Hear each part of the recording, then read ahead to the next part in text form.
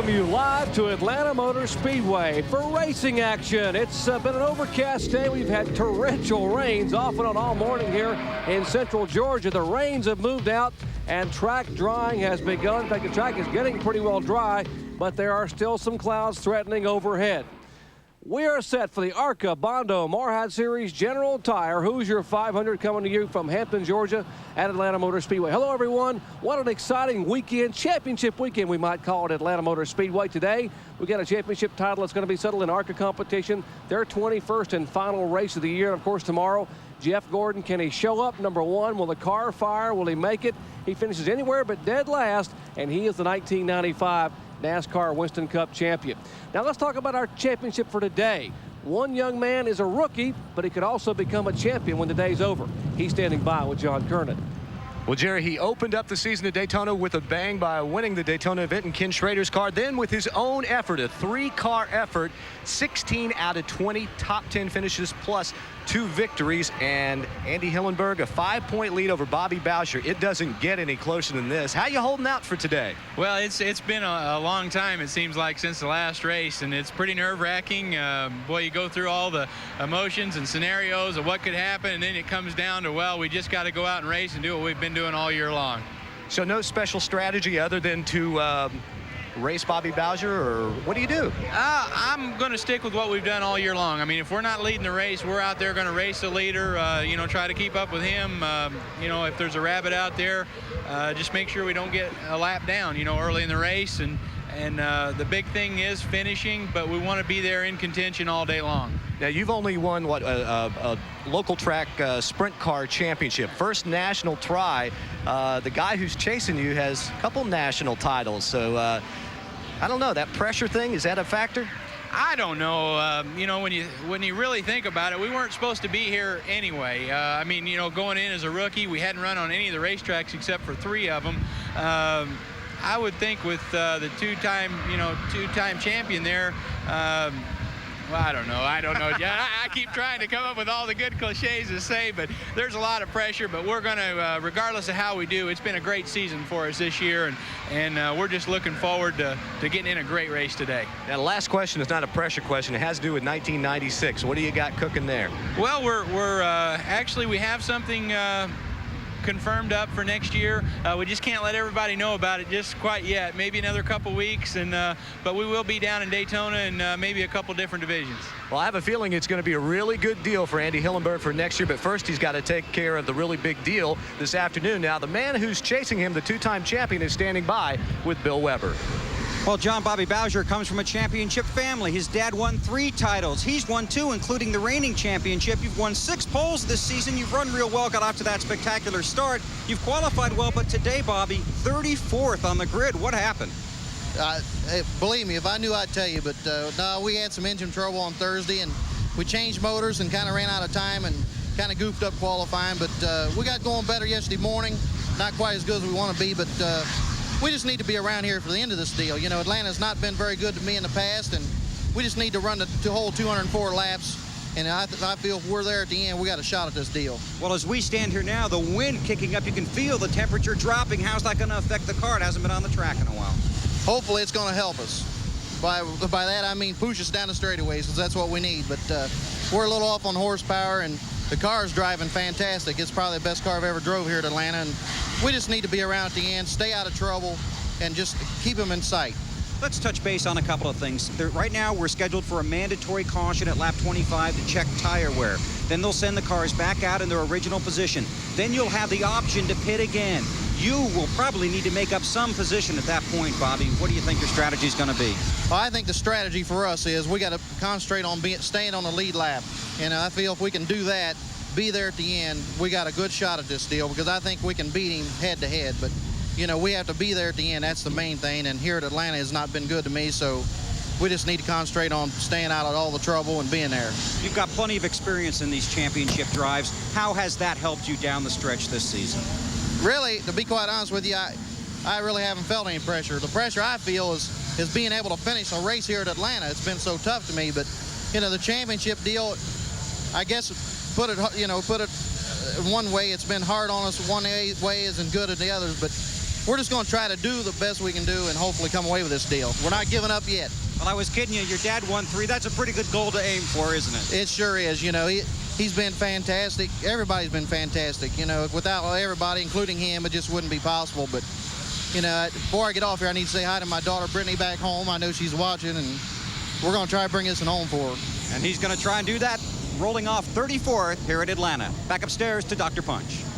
And that's the wind they were talking about. Take a look at the wind. It's really gusting, whipping those flags that are on top of the campers throughout the infield. And our cameraman, boy, trying to hang on. Chuck, hang on up there, big guy. I mean, they got him strapped to that yellow cable around his waist. He's got him strapped to the borders up there and to the camera. And there are the cars being gridded.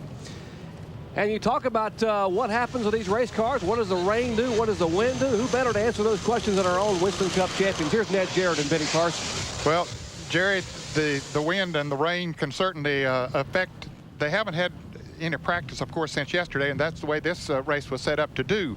But they got to wonder how much has the track changed, because as you said, a tremendous amount of rain on this racetrack, no rubber on it whatsoever, which will affect the chassis of the car. And the wind. I mean, this wind is going to push the cars down in turn 1. It's going to make the car go up the racetrack. The car will be a little looser in 3 and 4. I mean, this is a whole brand new deal. They're going to need that caution flag. Bill Weber talked about a mandatory caution flag. They're going to need that. They all need to go in and adjust their cars for this racetrack with the wind, because it is going to be a completely different racetrack. Yeah, Bobby Bowser mentioned he needed that wind to push him down the straightaway. Yeah. What about going that other way? Exactly. He's going to need some horsepower going that way, too. And I'm going to choke Andy Hillenberg. I hate those guys that say, yeah, I've got something to say, but I can't say it right now. Andy, what are you going to do? Tell us what you're going to do. Yeah, we've heard some rumors about what he's going to do, and so maybe he'll be in the NASCAR division. We'll see as time goes by. Jerry? The only thing Benny hates worse is calling home and saying, what's for dinner? And she won't tell him, but he'll find out when he gets there, and we'll find out from Andy Hillenberg probably early next week. But the winds are gusting, the fans are filing in, and we are getting set for ARCA Series competition coming your way live from Atlanta Motor Speedway when we come back.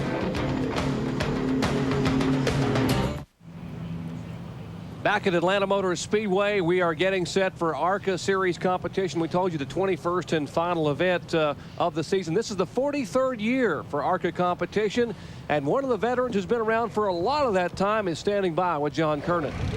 Well, Bob Shax stands 3rd in the points right now. He's 160 points out of 1st place, but that's still mathematically feasible that Bob could walk out of here with the ARCA Bondo Mar-Hyde Championship. But Bob, this weather throws a monkey wrench into the business for you guys, doesn't it? Well, it changes the outlook for everybody. You know, we tested our practice yesterday, and it was a lot warmer. Track conditions are different. We had a lot of rain. It's a lot cooler now, so it's kind of a guessing game for the motor people, what jets to put in, timing, and so forth.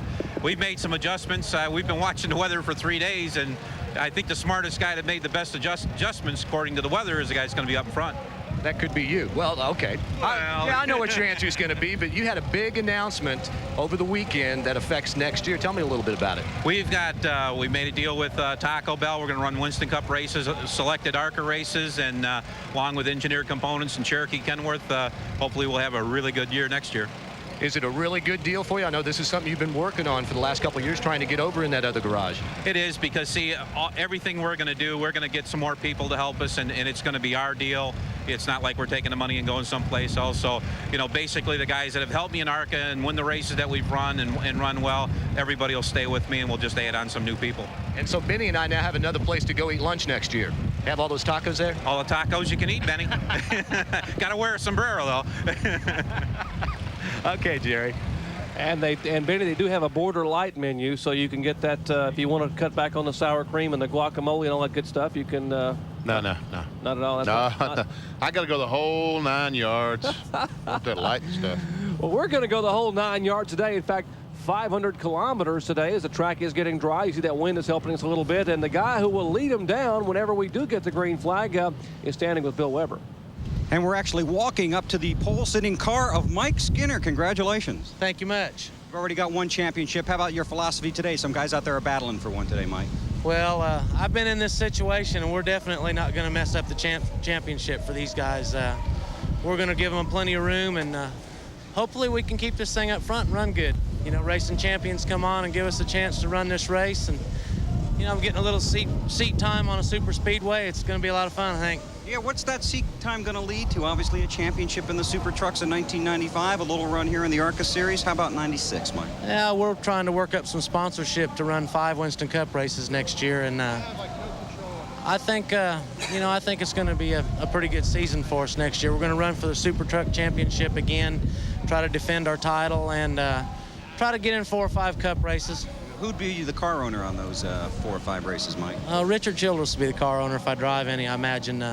You know, like I said, we're seeking sponsorship right now, and anybody's got plenty of money they want to contribute, we're willing to take it. Well, you got a lot more fans out there and maybe a little more media attention, Mike. Are you under the microscope here a little bit more today? Oh, I don't think so. You know, I had a good qualifying run, and we're going to try to keep the fenders on this thing, get a top 5 finish out of it, and if the car stays real good all day, we'll see what happens. Okay, we know they're waiting on you. Have a good run up there. There goes the pole sitter, Mike Skinner, for today's race. Back up top. Mike making his first ARCA start as you see the what's left of autumn here in central Georgia, around the Hampton area at Atlanta Motor Speedway, just outside the racetrack. We mentioned, as we told you earlier, the rains came through this morning. It was torrential rains, and then the clouds began to move away, but now the wind has picked up. We are told there are thunder showers in the area. We're going to try to get this ARCA race in. The NASCAR and ARCA people, along with the Atlanta Motor Speedway people, doing a wonderful job of getting the track dry, the cars lined up, and we should be able to get away with racing here very, very shortly. Mike Skinner, as you talked to Bill Weber a moment ago, he will lead the charge, and maybe future plans for him. We're going to be very interested in seeing what happens to him in possible Winston Cup competition. Speaking of Winston Cup competition, how about tomorrow? The Napa 500. Live flag-to-flag coverage coming your way at 12:40 p.m. Eastern Time. I'm going to put my fire suit on and head down pit side, and Bob Jacobs will be coming upstairs with Ned and Benny, and we'll bring you all the action to see if possibly Jeff Gordon can become the second youngest Winston Cup champion ever. We'll be back. Back at Atlanta Motor Speedway, we are getting set for ARCA Series competition here this afternoon. 500 kilometers, 311 miles, 204 laps make up the afternoon's action in the finale. There are some of the trucks drying the track and some of the folks getting the final touches on the burgers going. And Benny, stay put, get back here in your seat. We'll have those later on. We talked to the pole sitter. How about the young man who sits outside the front row? In fact, he's a former winner here. Let's go to pit road. That's right, Jerry. Loy Allen won a race here. In fact, I guess it was 1992. You're on the front row. Now you're a Winston Cup driver coming back to get what? Some seat time, I guess? We sure are. You know, we got to deal with Health Source to run a car here, and of course with James Finch, and you know, real excited about it. We announced the deal this morning for 3 years, and we're just going to look forward to today's race. So what do you do in this race? I mean, you're in the race tomorrow, the Napa 500 Winston Cup race. Do you use this as a test session for that, or you really can't? You're in a different make car today, right? That's exactly right. But I think you still do. There's a lot of the same setups here, and you're just going to have to make sure today you made the right decisions with the rain that happened on the track today. So, we're just going to get out there and try to run with these guys and try to be there at the end. Any concerns with the change in weather from the last time you practiced yesterday to right now? Yeah, there is, and that's the thing. If everyone made the right decisions on their setup, they'll have a good car at the end. How about you? What kind of decisions did you guys make today? Well, we hope we made the right ones. We practiced yesterday afternoon and made sure our tire wears were pretty good, and we're going to have a mandatory stop at the end to see what happens. All right, well, Loy Allen's making his way over to his car. I can't hear, Jerry, if they have called drivers to their cars, but it looks like they want him to hurry up and strap in, so we'll send it back up to you. John, they have called the drivers over as you watch Loy Allen. Talk about a young driver who has matured so much in the past few years. Came on the series circuit and ARCA competition as a pole sitter. Really didn't have a lot of super speedway experience. And as Benny Parsons told you during our Talladega telecast, this guy learned a lot in a hurry. Speaking of young drivers who have been impressive, there's Jeremy Mayfield, former Rookie of the Year in ARCA competition. He will start third today inside row 2. The first 2 rows, you've seen 3 of them. The 4th starter, last year's winner here, Jimmy Horton. We'll be back in just a moment.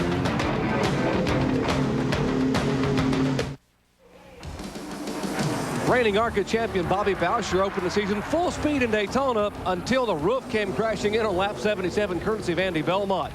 Hey, rookie Andy Hillenberg said, I'm going to be a contender for the title, and suddenly the chase was on. Bobby Boucher, tough on the short tracks. He won at Xenia, Ohio at Killcare. Here comes Hillenberg back at Flat Rock, Michigan, waving the checkers. Well, it all comes down. The 21st and final event of the year, they're just 5 points apart. Fans, ARCA allows points for qualifying. So if you qualify for the pole, you pick up bonus points. That's for the first 5 positions. Now, Bobby Bowser's the defending champion of this series. He's won 6 poles, but he starts 34th. We talked to him earlier. He's got to work his way through the field. Bobby, you're in the car. We're about ready to go. How do you feel? I'm ready to go. I tell you, we'll just get this thing underway, stay out of trouble here, and see what we can do. But we're going to try to put on a good show for these fans and everybody back home, and hope we can pull this thing off for everybody. 6 poles in 20 races, but he comes from the back of the field, heading toward the front, where John Kernan is standing by. And the man that Bobby Bowser is chasing, Andy Hillenberg, will start from the 10th position. He has only a 5-point advantage over Bowser in the race for the championship. You're strapped in, Andy. What are you feeling right now? A little bit of relief, actually, that we're going to get this thing started and get out there on the racetrack and let her rip, basically. How about the nerves? I'm doing okay now. I mean, once you get in this racing seat and get your helmet on, it for me anyway, it calms me down a little bit. So I'm looking forward to the next couple hours. Well, there you have it. He's calmed down, ready to go and win his first national championship, Jerry. Thank you, John. It is the most competitive field in ARCA history. 42 cars, the closest qualifying, the most competitive they've had in 43 years of competition. And it is the tightest point battle in ARCA history, just 5 points, as we said, separating those 2 guys. But you got to wonder, Andy Hillenberg said, I'm calming down a little bit. If you read the papers this week or been reading what he's been saying about this championship, he says, I want it to be over. Here is a young man who not only is the point leader, he is a rookie in ARCA competition. Got to wonder what he's feeling down on his stomach, but who better to answer that question than 2 guys who won championships? Here's Ned and Benny. And Benny, you went through an ARCA championship one time. I know exactly. No, I don't. I really don't, because in 1968, I was involved in my first championship battle. It was an ARCA championship, and I won the championship. I went to Pennsboro, West Virginia, half-mile dirt track, and there was probably 2,000 or 3,000 people there. I was as nervous as I could possibly be. Hillenberg today, in front of, I don't know how many thousand people are here, but a national television audience trying to win a championship. Ned, he's got to be just berserk by now. Yeah, but you know, even he's a rookie, he seemed to learn pretty quick. I was impressed with the fact that when he got in that race car, you know, the nervousness seemed to go away. And it's amazing what that seat of that race car can do for an individual and those nerves and your total system. When you crawl in there, it just, you know, it's a different world there. And he's caught on pretty quick. I've heard they've fired the engines down there, so let's go back to the pits and Bill Wimmer. Well, a momentary scare down here, but they just ran up to Bobby Bowser's car, but the crew came running back. I'm going to head over here and talk to his crew chief and make sure we've got everything okay. Well, he's going to talk to his crew, so we'll find out and then get it back up to you guys. But a momentary scare for Bobby Bowser sitting on the grid. Bobby told us a moment ago this is not a good racetrack. He has never had good luck here at Atlanta. In fact, he lost his qualifying engine yesterday and was 43rd after first day qualifying. He's lucky to even get in the field. We'll come back for the start in just a moment.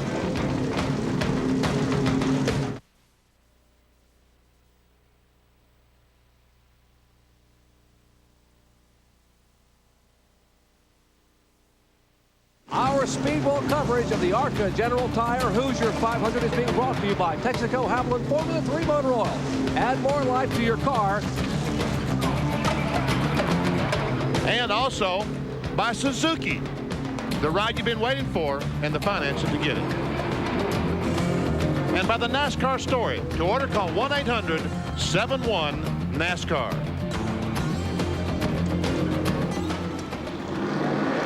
There we see all the cars as they have left pit road, and Ned, the racetrack looked pretty good. Yeah, the racetrack looks like it's in good shape. They had a lot of vehicles out there drying, but also the wind picked up, and that helped to dry the racetrack as well. Not going to be too good for the drivers out there, but certainly helped to dry the racetrack.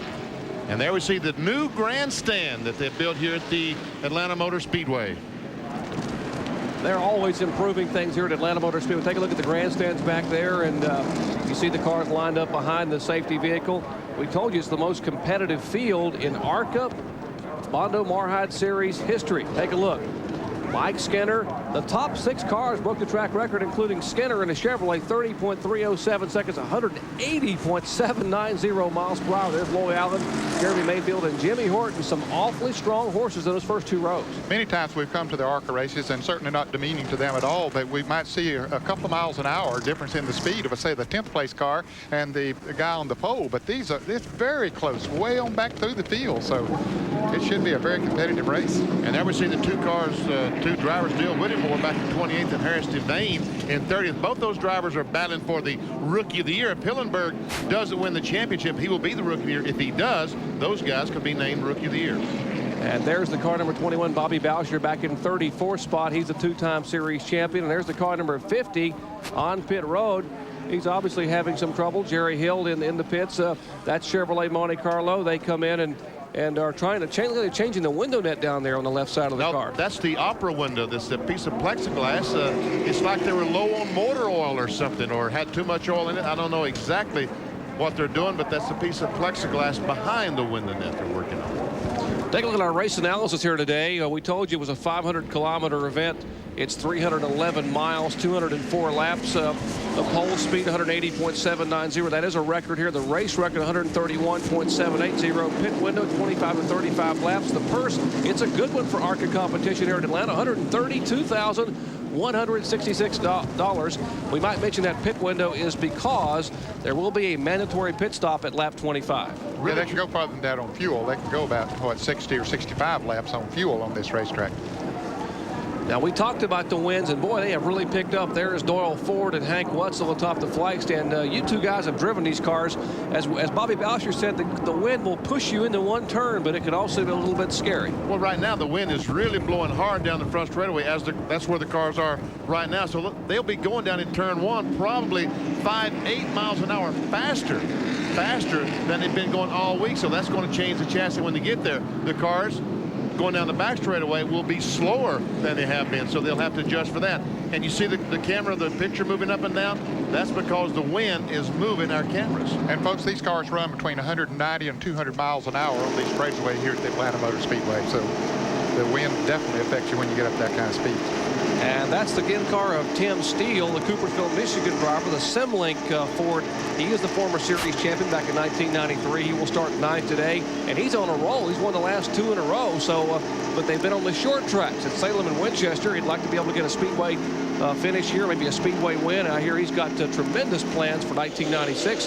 And here is Bob Hill from Story City, Iowa, former Busch Dirt All-Star Series champion. He's been at ARCA now for a couple of years, the Clement Chevrolet and Mack Chevrolet. Today's field, 42 cars, 15 Fords, 19 Chevys, and 5 Pontiacs. Where's that? Oh, there's not an Edsel in this race, is there? They stopped making those about 1960. And among those drivers failing to qualify was a lot of cars. Good field here. Doug Reed will actually have a car in the field. He loaned his car to Kevin Ray. In fact, at the first caution flag, Doug Reed will get in that car of Kevin Ray's and drive it. There's Brad Smith, David Hall, some of the others that didn't make it, Rick Hauser and Rick Shepard. Once again, this is the finale. This is where they're going to determine who the champion is, and it's the closest point battle in ARCA Series history. Hillenberg and Boucher, 5 points apart. Bob Shack still mathematically in it. You can get 220 points in a race here. He has a shot. Bob Hill and Frank Kimmel in the top 5. And the flagman has given the field the signal. 1 lap to go, and they'll throw the green flag, and we will be racing. Glad to have you with us. We told you that if you look at this racetrack about 10 o'clock this morning, no one would have given us a prayer of getting this race in because it was raining sideways and there were puddles probably you could up to the ankles. But that's drained. The rains have moved away. It is still somewhat overcast, but the fact that the winds have picked up, and we're talking about the winds, has helped dry the racetrack. Well, it has dried the track tremendously, Jerry, and the fans will be able to see a lot of empty seats in the grandstands, and the bad weather we've had here today is the reason for that. Fans are still filing in here as we get ready to start this race, but it was not much of a race day until just about less than an hour ago. You look at Tim Steele as he intently looks ahead. Oh, there the 84 car has stopped. That's Norm Benning out of Level Green, Pennsylvania. His Chevrolet scheduled to start back in 33rd spot. Apparently has had somewhat of a problem. That's going again. Now the car has started. They have called off the green flag, though. They're waving the caution once again from the flag stand. There's a look at Doyle Ford and Hank Wetzel. They were concerned about getting the cars flying down into 1 and 2 with that car stalled. So you got to wonder if with all the rain and wind, if maybe moisture doesn't play somewhat of a havoc with some of the ignitions. I would think that would certainly be. We had a lot of trouble with our wiring on our TV wiring this morning. Had some problems with the audio just because of the wet weather. We see Norm Benton has the car going again, but yes, wet weather is an enemy of electrical currents. Take a look at this racetrack. It is 1.5 miles around, but that's a little bit deceiving because the front and back stretch, 1,320 feet, folks, that's 1/4 mile. And that means that each turn is a full half mile. Very steep and banked turns, 24 degrees. Straightaways banked at 5 degrees, but the turns are very sweeping. So if you don't handle in the corners here, you don't handle very well at all. No, as a matter of fact, that's Bobby Hamilton's STP Pontiac, the Winston Cup car. I saw yesterday in the garage area, he has a support, a brace for his head that is huge to try to help hold his head up during the 500-mile race, the Napa 500 here tomorrow. You say he has a huge head or just a huge brace? The brace is huge. Okay. There's a lot of strain and pressure on your neck muscles on a track like this where you have this much banking, 24 degrees of banking, and also that much centrifugal force for 1/2 mile, as you said. Speaking of huge, did you get to finish your sandwich a minute ago? No, I didn't. Okay. Well, we're going to have racing action for you fans. Exciting ARCA action. It's the finale. It's the most competitive field ever. It's the closest point battle ever. What more could you ask for? A championship weekend here at the beautiful Atlanta Motor Speedway. Glad to have you with us. John Kernan, Bill Weber, Benny Parsons, Ned Jarrett, and yours truly, Jerry Punch, as they come screaming out of turn 4 for the green flag.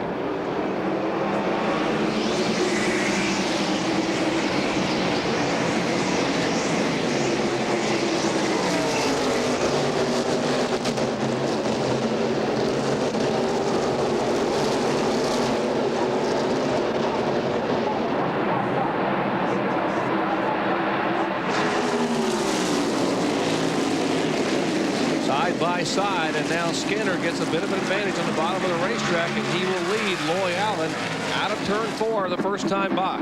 And there's Jimmy Horton in the 52 car. He's alongside Loy Allen. Looks to take second place. He will take it in turn 1. Well, Horton got a good start and just zipped right up there in second place in a hurry. Of course, he started in 4th place. He didn't pick up 2 positions, but sometimes 2 positions up front is hard to gain, and he did it on 1 lap. And Loy Allen is going backwards as Joe Bessie. And here we come. The Jeremy Mayfield car, the red car, 98, is closed up on the back of Horton. I started to say that Jeremy Mayfield passed Loy Allen. Also, Joe Bessie, the 9, has now passed him. There we see Bob Hill go down and try to get on the inside of Gary Bradbury. That's Bradbury in the yellow number 39, Bob Hill in the red 46.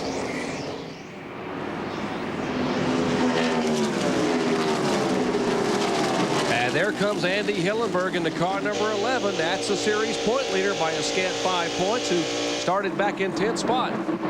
And Jeremy Mayfield has taken over second from Jimmy Horton.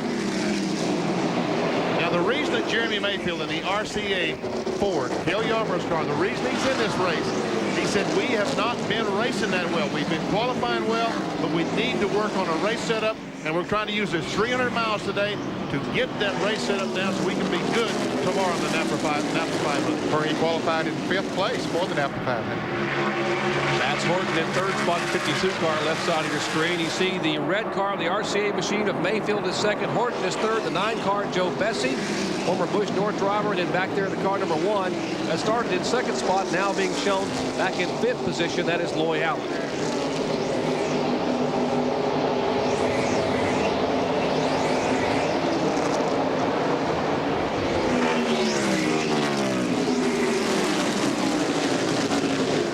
Thompson in the black 66. There's Bessie working on Horton. Wow, and Loy Allen working on Bessie. Yeah. And Thompson working on him. Wait a minute, guys. You don't go 3 in a row, 3 wide into a windy turn. Well, Mark Thompson's been there. Said, I've read this chapter before in this book. I'm going to back out and see how it ends. Was that Tim Steele coming in between there? He went right between those 2 cars, Ned. Wow, what a move. Tim Steele in the number 16 red Ford. We thought there might have been a problem with the 1 car at the start. He dropped back a little bit. John, how about it?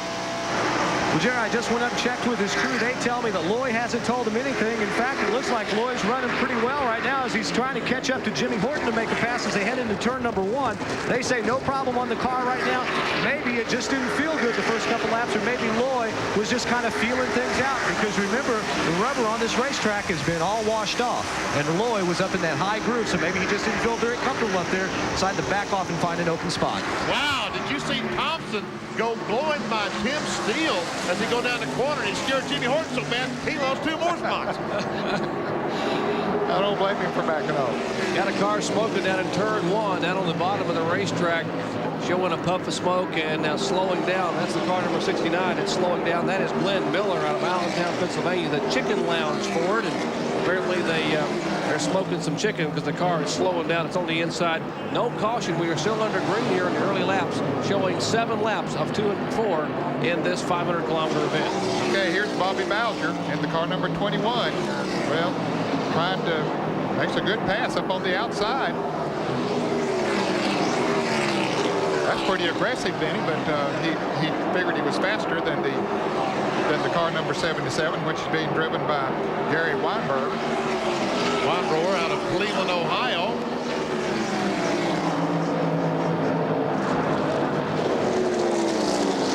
Bobby Boucher talked about the fact that he's never had any good luck here at Atlanta Motor Speedway. He's come here, he's won a championship, but he didn't do it by winning the race.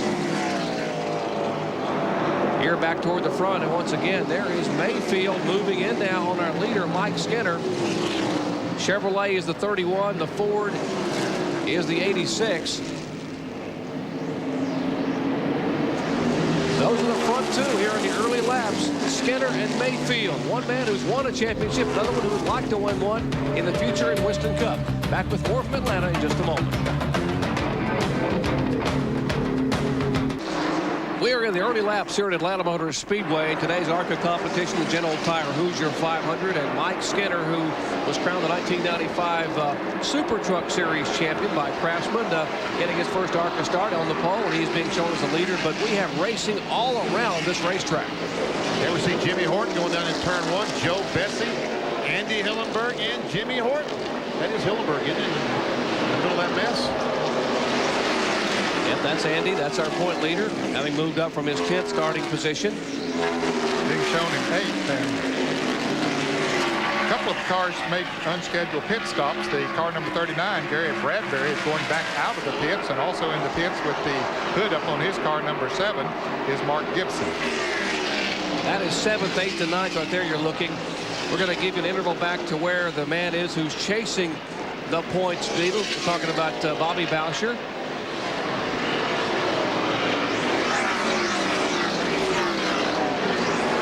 There he is at the start-finish line. That big Q on the front of that car. A lot of ground to make up for Bobby Boucher. I'm sure he's probably trying to be a little bit careful here, though, in the early laps. Well, the problem that he's got is there is no caution flag, and there's going to be a mandatory, but he needs to go because Mike Skinner is not that far behind him. And we heard, there we see Skinner, the 31 car. He's the leader. The red, number 98, is Jeremy Mayfield. That's the 2nd place car. They aren't that far behind Bowser, and we heard him say he's got to stay in the lead lap. That's his main goal until that mandatory caution at 25 laps. They're just completing the 16th lap now.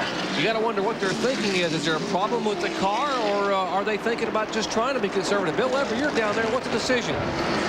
Gary, they really don't know because we haven't heard a word from Bobby after the race began. They're not real happy down here. He got caught in early traffic, picked up a few positions, but the car does not appear to be running as smoothly as they had hoped, and they'll definitely be looking forward to that mandatory call. Jeremy Mayfield moving in on Mike Skinner as they go between a couple of lap cars, and Skinner will pick his way through. Now Mayfield very carefully down in turn 1. Remember that wind is blowing right at him, and a car smoking out of turn 2. Right in front of the leaders. Right in front of the leaders, a heavy crash. And Bobby Bowser slows dramatically there to get by that crash. Now the leaders came up behind him. They were about to pass him, but now he takes off, so he's going to be okay. It looked like a car erupted an engine right in front of these cars here. It looked like Harris Devane is one of the cars involved. He was trying to win the Rookie of the Year opportunities. And Bob Gearhart is the 85 car. And Harris Devane going for the Rookie of the Year. His competitor for the Rookie of the Year, Dale Whittemore, had just made a pit stop. So there's some heavy damage to the back. This is Bobby Gearhart in 85. Some heavy damage to the Harris Devane, number 33, the red and white car. Take a look again at what happened. You see that smoke out of one of the cars coming off a turn, and there's the car that's smoking is the red and blue car, and there we see Harris Devane is backed in the fence. Gearhart goes around, and the 39 car of Bradbury just misses the cars. There we see Bowser go by on the outside, and there's the leader. So a big break for Bobby Bowser. Now, the car that was smoking that started this apparently was Philip Young out of Dallas, Georgia. He apparently ruptured an engine, and we are told that Bowser had run over some debris back there, so he will need to come in and get those tires checked as he goes by Billy Thomas. We're under caution at Atlanta Motor Speedway for the first time today. Lap 18 due to an incident in turn 2.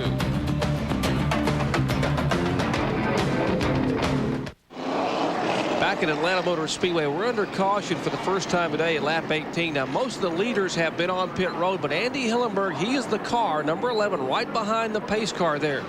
So he has stayed out in order to lead a lap. And remember, in ARCA, you get 10 bonus points for leading a lap, and this that could be the difference. It could very well be the difference. Now all he's got to do is go back and just race Bobby Bowser to win the championship. I mean, he was racing hard trying to win. Bowser has made his pit stop. He has changed tires. He's back on the speedway. Right now, Hillenberg's job is to keep that 21 in sight and stay within 2 positions of the 21. There are 28 cars on the lead lap, and Ned Bowser is being shown toward the end of that group back in 26th spot. Yeah, he was right at the end of the group before the caution came out. As Benny pointed out, the caution was a huge break for him. He was about to go a lap down, and he had an extended pit stop making adjustments to his Ford. And so as a result, he came out pretty far back. Let's check in the pits with Bill Weber. Okay, Jerry, these are the 4 tires that just came off of Bobby Bowser's car. Right after he ran through that debris, he called in and said, I've ran over something. We're going to need to change them. They came in, made a 4-tire stop, made sure that they got those 4 tires in, topped off with fuel. It took a long time. He went out very late. Right now, team officials and Hoosier tire officials are looking at these tires and trying to find out which one is the culprit. Now, I understand that the 25-lap mandatory caution has gone away because this caution came out, what, on the 18th lap? And so they were so near to that, and everyone has come into the pit so they get an opportunity to see how those tires are wearing. So that mandatory caution has gone away. And here comes the leader now, Andy Hillenberg, after leading that lap and getting the bonus points, making his pit stop. But boy, he's going to have poor track position. And he's headed down pit road as he makes his way down to where John Kernan, the center we might mention, and Harris Devane has gone behind the wall. John, he's headed toward you. 55 miles an hour at the speed on pit road. Andy Hillenberg is in pit stall number 4 as his crew gets ready to go over the wall. It'll be a 4-tire change as he slowly, deliberately makes sure he gets no speeding violations.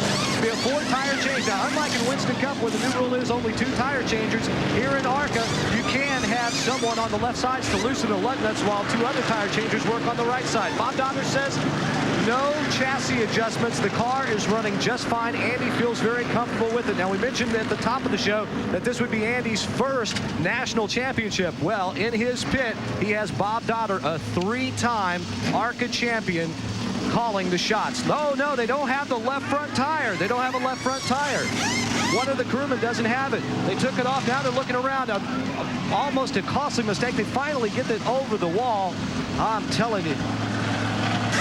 They put a left front tire. I can see it's clearly marked left front. It was sitting right next to me. Maybe they expected me to roll it over the wall, but that could have been tragic for very few seconds there. They were in a panic, but they get it changed. He goes back out. He's still going to be in the same position that he would have been normally. So just something to make the heart race just a little faster here on pit road. Come on, John, help those guys out. Roll those tires out there. Hey, John, you sure you didn't get in their way? I wasn't in the way. I was behind the tire, Benny. Huh? I was behind it, Benny. I wasn't in their way. You're double dipping, John. Pit announcer and left front tire changer. I know how you work. We're under caution at Atlanta Motor Speedway. Tim Steele relaxing there in his car, number 16. We'll come back with Green Flag Racing in just a moment.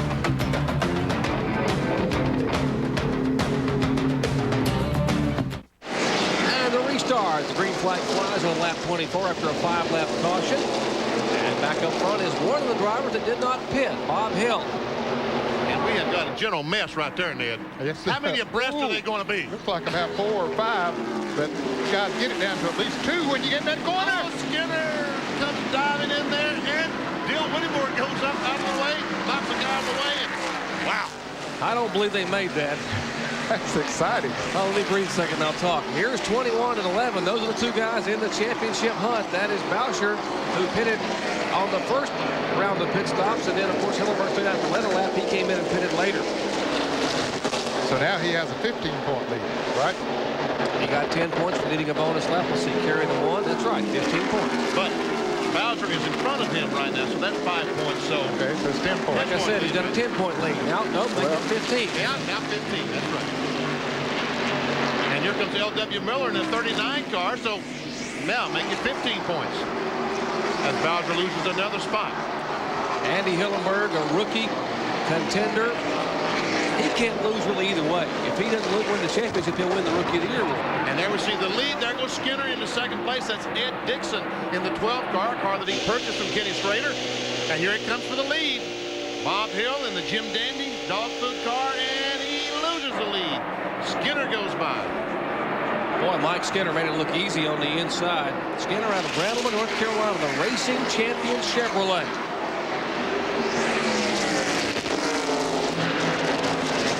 I've watched him in the Truck Series this year. Of course, he won that championship. But boy, he just runs in and out that traffic. He don't mind sticking it in there. He has been very, very impressive. Here we can see Tim Steele making a charge. That is Scott Neal, the yellow car on the high side of the racetrack. He was being shown in second spot. Now he has been passed. A number of those cars did not make pit stops. Scott Neal, the yellow car, won a race in Salem, Indiana. That was his very first ARCA win.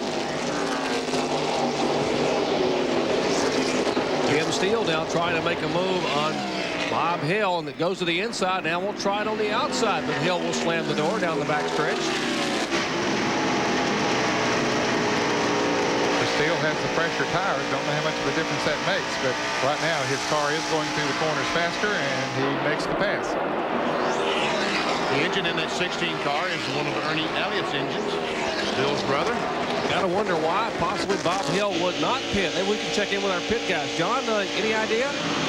Yeah, Jerry, just talked with his car owner, Larry Clement. Larry told me it was a bit of a misunderstanding. They were told by ARCA officials that this caution flag that we just had would take the place of the mandatory pit stop for tire checks on lap 25 that was planned. Under that mandatory stop at 25, you couldn't do anything to the car. You could just check the tires. So they thought that they couldn't change the tires.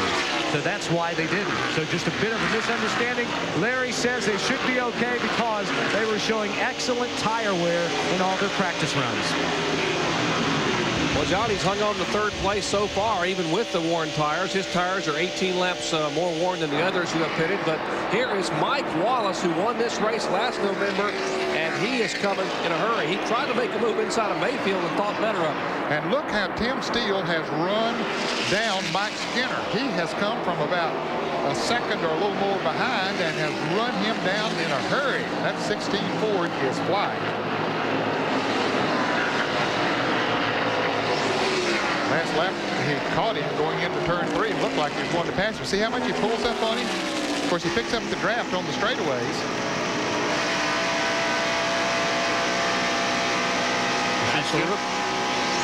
Jerry Skinner's car moves up the racetrack, and Steele was able to keep his right on the bottom of the racetrack. Now down in turn 1, about 195, 200 miles an hour. Bob Dodds in the 09 car. And here's Mike Wallace, they trying to make a move inside of Bob Hill. That would be for third position. That is third, fourth, and fifth there. Hill, Wallace, and Mayfield.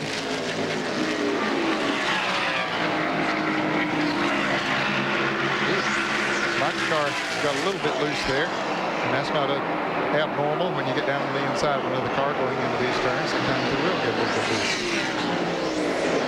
He's going to drive her down in there again into this turn. Hill giving him plenty of room. Ooh. And Mike, this car a bit loose again. He did. Tell you what, Hill has been pretty impressive with those used tires, Ned. Yes, he has. He just hangs right. He's giving them plenty of room down there. Here comes Wallace again, right up on his bumper. He's going to try to see if he can get totally up beside him going down the straightaway this time, and maybe drive on past him before he gets into that part of the turn where his car's been getting loose. Yeah, he got it this time. And there the slow car of Dodge comes in the mix. And Jeremy Mayfield's going to have to back off. Yeah, Mike Wallace just pulled away when Mayfield had to back off. So Mayfield still has Hill to deal with before he gets it back has any chance to get back to Wallace. And Scott Neal. The other 24 cars pulled right alongside of Jeremy Mayfield. There's Mike Wallace, who will win the Super Speedway Championship this year in ARCA. That's $10,000. His 3 wins all coming on the big tracks. And there are the leaders coming off turn 2. Skinner in car number 31, and behind him, Tim Steele. And as you said, Ned, Steele ran him down, and the interval was about 3 car lengths, and that's where it stayed. Yes, he's. I believe that maybe when he gets up there that close, that his car does some things different from what he was doing when he was running by himself. He probably loosened it up quite a bit. Mike mentioned that Glenn Brewer has gone to the garage area. His car number 10, the CSR Lewandowski Chevrolet, former ARCA Rookie of the Year, having a call today. And Glenn Brewer is getting married next Saturday night. You don't say. Yes, he is. Congratulations to Glenn. Somebody his age getting married. I mean, that's something. We're picking it. Glenn, he's a heavy traffic for the leaders. They come scooting by on the outside up in turn 3. Now we see Del McCoward. He is right in front of the leader. And here goes Steele on the end. Took a look on the inside. Couldn't make it. Delma's already 1 lap down. Goes 2 laps down. Just out there having himself a big time. It's Delma's 8th start this year in ARCA competition. His best finish, a 10th at Texas back in '91.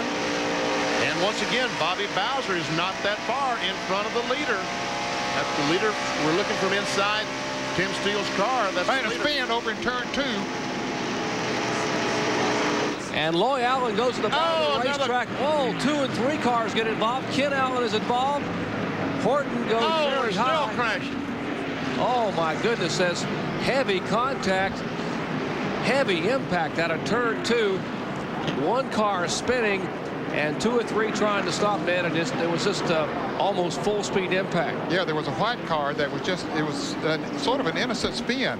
But then a bunch of cars, yeah, that white car right there, that car number 62, Kurt Dickey spun, and it's sort of a lazy spin as he came off of turn 2, and there was a bunch of cars that came up behind him, and they started hitting each other. They started slowing down, and it was a chain reaction type of a deal, and it got messy. And there's Hillenberg came through very cleanly, but Benny, the Horton car took 1 whale of a lick. And this guy right here, Ed Dixon, this summer in a sprint car, broke his right arm severely, crushed the bone. He asked the doctor, they made him a cast to come down and drive here, and the doctor said, okay, you can go drive, but you better not hit the wall. And folks, he has destroyed that car. I just hope and pray that his arm is okay. Well, we can see him moving around in there, so that's good news as far as that part's concerned. And that's a signal to the NASCAR safety crews. They tell you in the driver's meeting, you take the window net down if you're okay. So we know that if the window net isn't down, we'll go to someone else first who may be not quite so fine. I don't think I've ever seen a car any more torn up than Jimmy Horton's car is right there. Look at the rear end housing. It's out of the car. I mean, look at the left rear tire. Or is that somebody else's left rear tire? It looks like it's supposed to be under the back of that car, but it's 2 feet outside that car. Looks like the whole housing has been shifted over about 3 or 4 feet. It looked like Horton was going to make it through. He was trying to go to the high side. Of course, that car is painted the same as the other car you were talking about, Benny, as far as colors. Let's look again, see if we can see exactly what might have happened. There we see the 1 car. The 1 car, Loy Allen, goes down and spins because Scott Neal came down. Now Allen goes back up, and there we see, oh, the car flipped over. The 52 car turned. Now he's back on his tire. Oh, and in the air he gets hit. Wow. He is off the ground and gets hit from beneath. Man, oh man. And remember, Jimmy Horton's a driver that won out in Talladega a year or so ago. Look again. And you can see him sliding along on the top, and then it's going to try to right itself, and here will come another car. There it rights itself, and another car comes along, as Jerry said, hits him underneath the car. That was Ed Dixon, the 12 car that came along and ran under the 52 car of Horton. Well, you just got to be thankful that Horton's car had turned back over before the car number 12 came along. Once again, we'll watch. There we see him on his roof, and here comes Dixon. This camera angle just staying on the 62 car. Man, oh man. And that's the car that initially spun Kurt Dickey, the Canadian out of Windsor, Ontario, making his first Super Speedway start. Here's from the roof cam. There's the spin that started the deal. Bob Hill goes by. And here's the chain reaction back there. Scott Neal, Loy Allen going down on the inside and behind to the right of the screens where it all breaks loose. That was Ken Allen in the 3 car that he and the 52 car of Horton hit the 62 about the same time. Oh, and that is unbelievable, Ned. Wow, I've never seen anything like that. I've never seen a car up in there and get hit from the bottom side. There's no wonder that the rear housing is... Oh, yeah, had to just clean it out. And it looks like they're trying their best to get Horton out of the car. I don't think he's out of the car yet.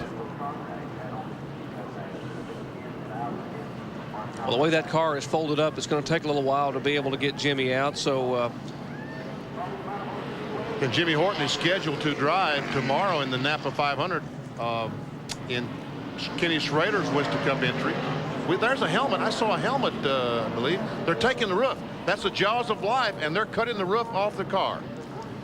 There we see the guy. They'll cut the roof. They'll also cut the roll cage so they'll be able to go down inside the car and lift Jimmy Horton out.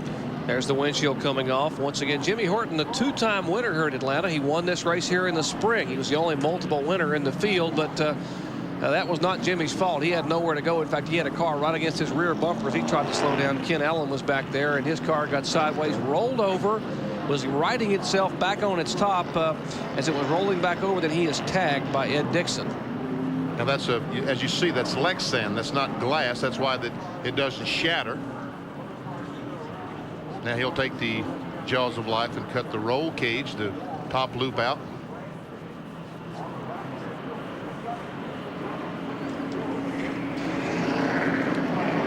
That was big time, wasn't it? Yes, it was. It was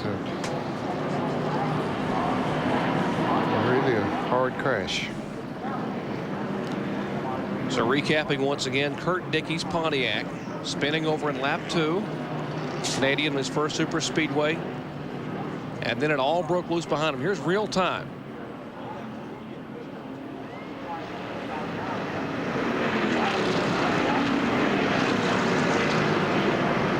And then there are parts and pieces everywhere. And there's Ray Evernham, who is a very close friend of Jimmy Horton's and that crew waiting down near the infield care center. Of course, the crew chief of Jeff Gordon. And we'll give you some information as soon as we get it passed along to us, as we're under caution for a horrendous crash in turn 2. Back to Atlanta in just a moment.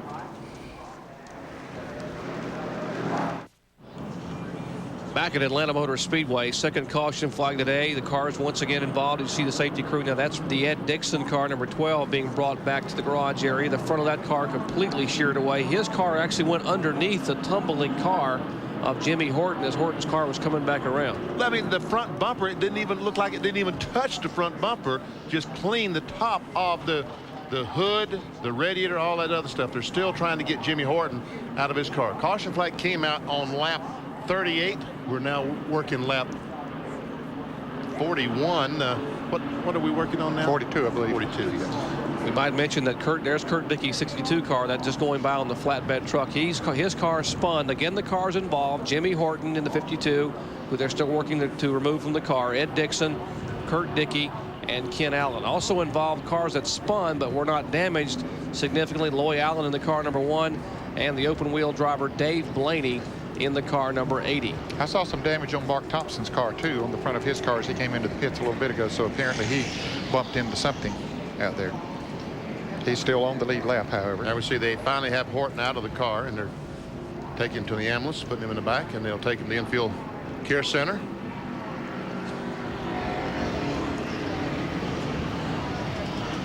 There's Atlanta South Rescue Squads as they're among the best in the business. Again, here's a look at what occurred just moments ago.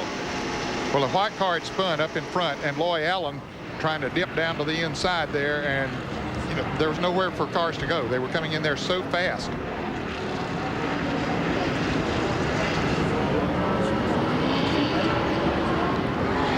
There's the car that spun originally, the car number 62 of Kurt Dickey. And he couldn't even get this car on the record straight. See this, half of it sitting on, half of it off. And they are still trying to clean up some of the debris over in turns 2. We will pass along any information as soon as we have it on Jimmy Horton, as they still are trying to remove the AC Delco Chevrolet Monte Carlo. Back with more in a moment.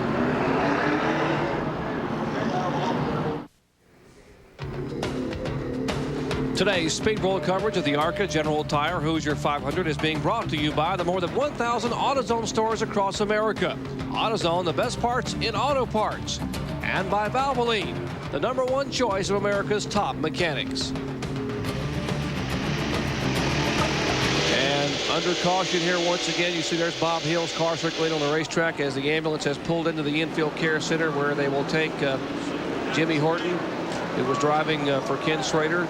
Chevrolet Monte Carlo, heavily damaged in turn 2 after being struck by the car number 12, Ned Dixon. Here is the car number 21. A number of people have been on pit road, Ned.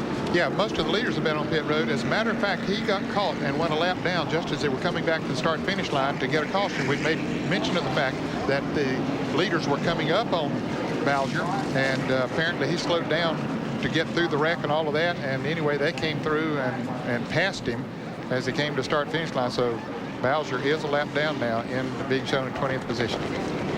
And that Andy Hillenberg is competitively points leader in ARCA Mar-Hyde Bondo competition, is currently running 3rd. There we see, you talked about Thompson's damage, Ned. There we see the right rear is damaged on Mark Thompson's car. Looked like he might have gotten the Phoenix Air car slowed down a little bit and got tagged from behind as they're working on that car. He had run so well. He has an Ernie Elliott horsepower. Ernie builds the motors in that car, so he has certainly shown a lot of strength. Obviously, there's also some damage to the front of the car as well. We see him put some tape on the nose. Let's check in with John Kernan. John? Well, during this caution period, Jeremy Mayfield, who was among the leaders in this race early on, has been on and off pit road several times. The car developed a miss, so they have changed the battery. That did not solve the problem, so they've gone under the hood, and now they've determined, Tony Furr and the crew have determined that it might be a short in the electrical system. So we expect Jeremy to be back on pit road, and they're going to try and check and see if they can get that thing fixed before we go back to green. Andy Hillenberg has chosen to make his pit stop now because, once again, there's so much debris, so many pieces of metal over in turn 1. All these fellows ran around there. Now they've got to come in and change 4 tires to make sure they won't restart this race with a flat tire, a tire that's been punctured by a piece of debris. Now, most of the other leaders had come in earlier, but Andy stayed out there to be sure that they had the racetrack clean before he came in. And here's the 86 car, the RCA machine, Cale Yarborough Motorsports, and they're going up under the hood. Tony Furr and company taking a look there under the hood of Jeremy Mayfield's car. And they're also looking back in the battery area to be sure all the cables are tight and no short back there anywhere. Let's go to John Kernan. John? Well, then in that left rear tire where you see 2 of the crewmen working, they didn't get the plate that covers the battery compartment on completely before Jeremy left the last time. So now they're working on that. They're working in the area of the alternator. They'll be checking that to make sure that that's not the problem. They also discussed disconnecting the tachometer to see if that would help. You hear Jeremy revving the engine. They're just trying to get this problem sorted out because this team wanted to run this whole race today.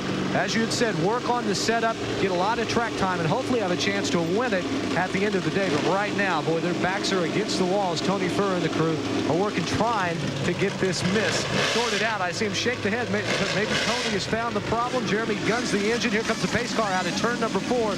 Lug nuts going on the left rear tire, making sure they're all tight. The jack drops. Mayfield will go back out on the race. And in front of him, that car would stall down there, and the driver pushed it all the way back on pit road. We'll be back with a green flag start and more ARCA action after this. Stay with us. Perfect timing back at Atlanta Motor Speedway. The pace car pulls away, and the green flag will wave once again. Lap 48. The last caution flag, second of the day, lasted 10 laps. And L.W. Miller goes down in turn 1 as the leader of the race. Frank Kimmel is in second place. He is being challenged. There we see this come off the second corner. That's Kimmel on the outside. Mark Stahl in the 32 car. And there comes Mike Wallace in the 90. And look at the Dave Blaney car drive up on the back bumper of Mike Wallace. Blaney restarted this race in 5th position. Look at Wallace all the way down to the inside, trying to make it 3 deep. He decided that was not going to be a smart thing to do. So he will follow Mark Stahl into turn 1. A little space getting between him and Stahl, and it's if he can get a run off of turn 2. Wallace's car hasn't been handling that well in the turns, but he is a bullet on the straightaway. This is the first start for Dave Blaney in an ARCA race. Doing a great job here.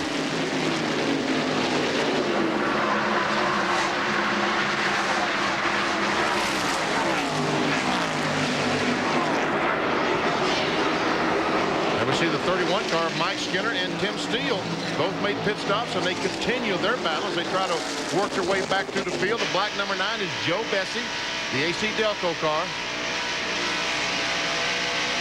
Let's go to the pits and Bill Weber. Bill?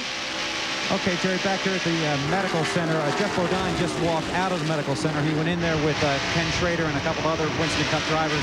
He told me as he left, Jimmy is okay. He is conscious. He has a swollen eye, but he's okay.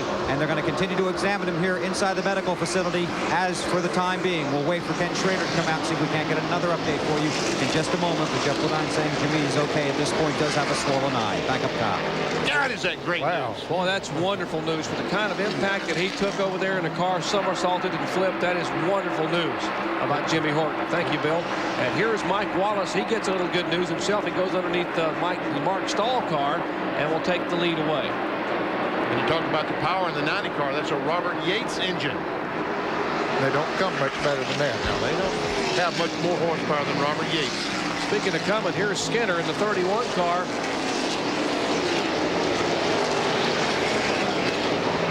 Here's a car slowing down. Hey, he was the leader. He was the leader of the race. L.W. Miller had been shown as the leader. And he is slowed down in that Ford, the Ford Thunderbird, the Colt-sponsored Ford. Off the pace.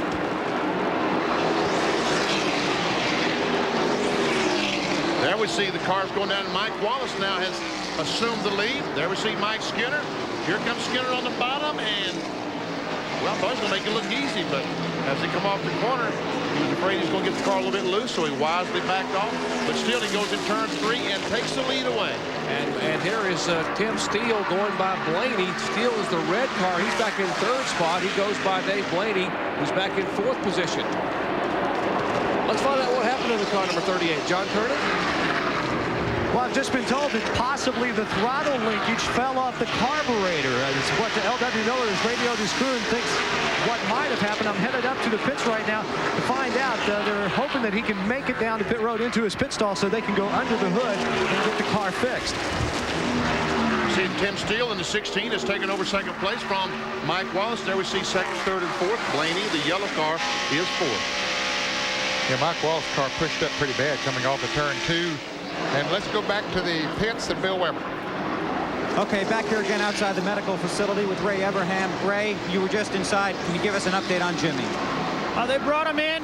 He is awake. They told him to move his arms. They're going to observe him. You know, he's pretty beat up. He had a heck of a ride, but the doctor said that he's going to be okay. They might keep him for observation overnight, but he is awake. He told Kenny Schrader he was sorry for wrecking the car, and he is pretty beat up, but he is okay, and the doctor says that everything's going to be okay. Okay, Ray, thanks for stopping to talk to us. Man, that is just fantastic news. Absolutely incredible. That's how safe these cars are in ARCA and NASCAR. They built a very, very strict specifications so you can take that kind of impact and like Jimmy Horton, be able to walk away. Boy, here is Steele hawking the car number 31 of Mike Skinner, trying to go down on the inside. He's pulled up there a couple of times. He might make the pass this time, Benny. I tell you what, I am impressed with Tim Steele. He is doing a heck of a job. Now Skinner's going to dive back on the inside. That's a Dale Earnhardt type move. That race car knows how to do that. Ooh! Man, I thought the front end broke loose just a little bit. They're supposed to be gone. And they're side by side. It looks like Skinner's going to take it back.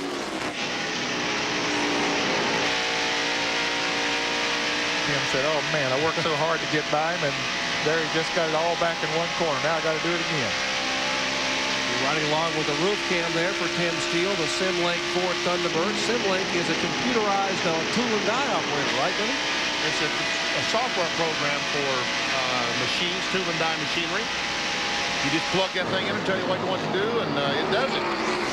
Sort of like autopilot for a tool and die machine. Exactly, exactly.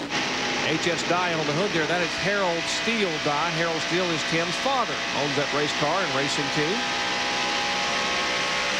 Once again, they come down the front straightaway. There they go, underneath the start-finish line. These cars are, oh, and there's a slower car right directly. Bill Whittemore in the 56.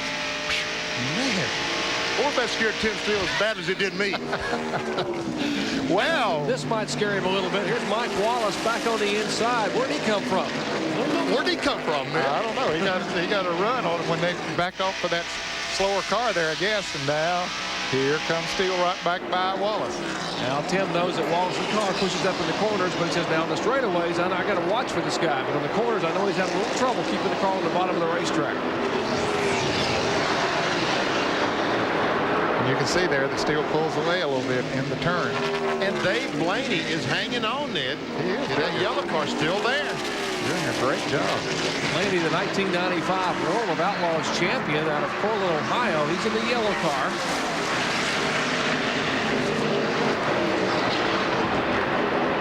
Now, what about our series point leader, Andy Hillenberg? Where is he being shown back in the field? Right now, he's in 17th spot. And Bobby Bowser, his competitor, is in 21st. And Bowser's a lap down. Yeah. They both talked about staying on the lead lap. And Hillenberg has been able to do that. As we see Mark Thompson go by on the outside, Hillenberg has been able to do that. But I guess that was Hillenberg passing Thompson, as a matter of fact. Yes, Thompson running in the 16th position. There's Hillenberg Bowser. trying to take it away. The car number 21 you're talking about. He was in 21st spot, as you said, a lap down. Got caught in the pits on that caution flag. Couldn't quite get out. And how's that car running, Bill Weber? Well, Jerry, they're struggling. You know, they had trouble in qualifying. We got one blowing up coming out of 4, the 19 car down the front stretch. We'll see if they put out the caution. But they struggled in qualifying, and they started deep in the field. They lost a lap on that last caution right at the start-finish line, and they're not real happy with their situation. They're going to need a lot of luck for a championship in 1995. Well, Stanton Barrett's car erupting an engine, and apparently, yes, the caution will come out for the 3rd time today. Doyle Ford there waving the yellow flag. There is Stanton Barrett's car, number 19. Carrying the Operation Christmas child signs on his car. His dad, of course, Stan Barrett, very involved in the Christian mission, and they're going to take 5 of the largest airplanes in the world to Bosnia and other Far East countries before Christmas, and taking food and gifts to children in that part of the world. And he's carrying that on his car here today. His dad, Stan, of course, had owned the land speed record. Set it Hal Needham's rocket car back years ago out at Bonneville, and now heavily involved in relief to some of the third world countries. That's Stanton Barrett bringing out the caution flag for the 3rd time today as you ride along on the roof cam of Tim Steele.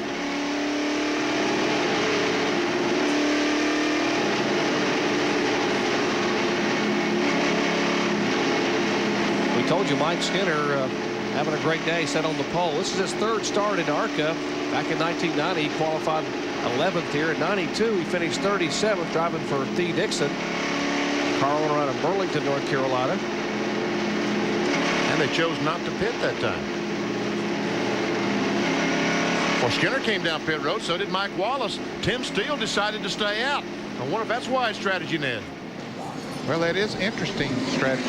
I assume that they had checked their tires out before and they were okay, and decided, okay, we'd not give up any kind of track position. Of course, and Mike Wallace just changed, put some gasoline in, and goes back on the racetrack. So no tire change. Neither did Skinner change tires, and Mike Wallace will pass Skinner in the pits. And they're changing. We see them obviously changing tires on the 80 car, the Dave Blaney automobile. Well, that is interesting strategy on several of them part. And he stayed out. There's Tim Steele, the 1993 ARCA Series champion. After winning 2 in a row, would like to make it 3 in a row. What a way to finish the year here in 1995. Back with more from Atlanta in a moment. The NHL on ESPN2 returns tonight from the Great Western Forum in L.A. as the Pittsburgh Penguins take on Wayne Gretzky and the L.A. Kings. Live hockey tonight, 10:30 p.m. Eastern Time on ESPN2. The great one, Gretzky and company. Tune in tonight at 10:30 p.m. Bob Hill once again The camera looking back at him.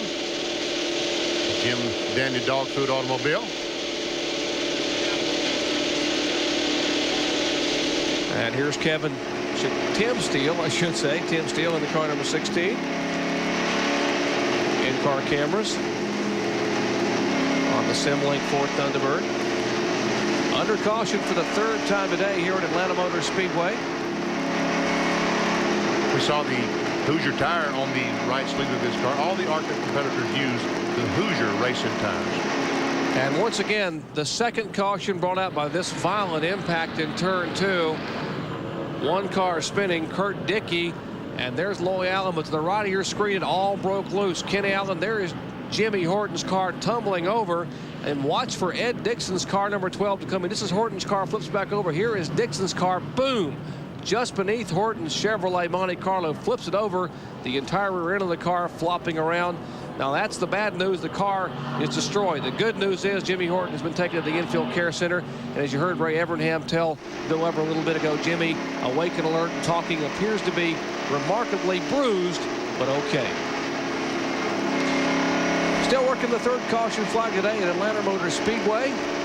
Tim Steele being shown as our leader. We'll be back.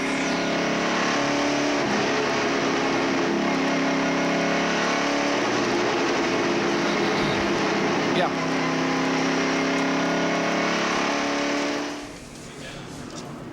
And do I need to do the billboard?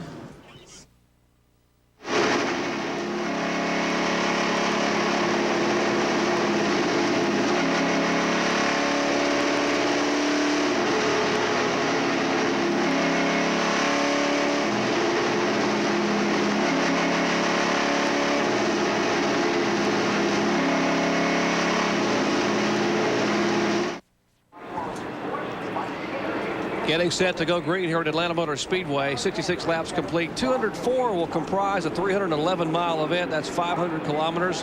This is a 21st and final event on the 1995 ARCA Bondo Mar-Hyde Supercar Series.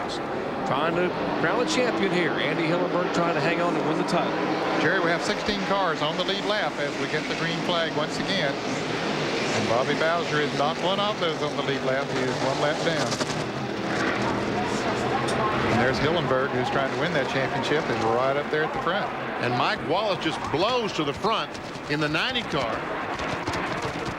Hillenberg is now second. And Tim Steele just totally ran away from him. He got an eighth of a mile ahead of him on that first lap. Well, that was a race for second place. I was watching with the 90 car. Never see Hillenberg trying to win the championship, letting those faster cars go by on the outside. He just wants to be there at the end. And we are told they're going to black flag L.W. Miller for passing to the left prior to the green flag coming out, so he'll have a stop-and-go penalty on pit road. Here is Skinner moving to the inside of Mike Wallace. Now, both of those drivers did make pit stops and took on fuel.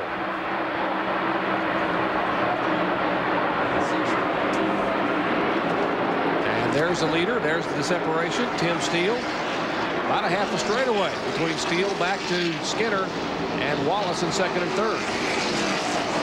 And Bobby Bowser is off the pace. The championship could be going up in smoke here right now. It looks like there is some smoke coming from his Ford. And as he said up front, he hasn't had any luck here at the Atlanta Motor Speedway. And boy, it's continuing here today. Whatever the problem is, maybe it was tire smoke that we were seeing. They're acting like it's a flat tire. Older brother Gary there and the crew changing right side tires on Bowser's quality farm and fleet Ford Thunderbird. Now their only hope for a championship is that Hillenberg would have some kind of problems and just fall totally out of the race, because this is going to put him at least another lap down and drop him farther back in the field. That smoke we saw could have been a tire rubbing if he had a tire going down on the right side, but he had changed tires. He was being shown one lap down. He has lost it. At least one, maybe two more laps in the pit. Well, I think he's going to be 3 laps down, because here goes Tim Steele, the leader, and there's Bowser going out of the pits. So I think that'll put him 3 laps down now. And there's Dave Blaney's car has crashed and comes rolling down across the racetrack. Blaney was being shown in the top 15 in 13 spots. See that on top. Those flaps have come up. He finally gets the car back in gear and drives away, and I don't see any damage to the automobile at all. if there isn't any damage, it's very, very fortunate, because very seldom do you spin at the Atlanta Motor Speedway at 160, 70 miles an hour and not get some damage. Yeah, very fortunate. Hey, you were talking about the car number 38 of L.W. Miller getting the black flag for jumping the start or passing on the inside before he got to start-finish line. Well, he just now came in and heeded that black flag under the caution. I guess he can do that, so that worked out pretty good for him. Take a look so we can see what happened to Dave Blaney. Here's the cars are really stacking up, and he runs almost into the back of a car. Yeah, I think he might have made a little bit of contact there. That was Shane Goles out of Gray George's car number 97 of Pontiac. Unfortunately, he spins up there pretty harmlessly, and nobody hit him, and everything worked out pretty good. I'm not sure how Jeremy Mayfield missed him. Mayfield was right behind Blaney. He must have just made a quick dart to the outside, and a couple of cars make to the inside. There we see L.W. Miller going. Maybe that's what happened. L.W. Miller might have pulled out of line to go into pits and heed the black flag. Then some of those other cars slowed to avoid him. And Blaney all of a sudden sees cars stopped directly in front of him. There's a piece of metal on the racetrack, some type of debris.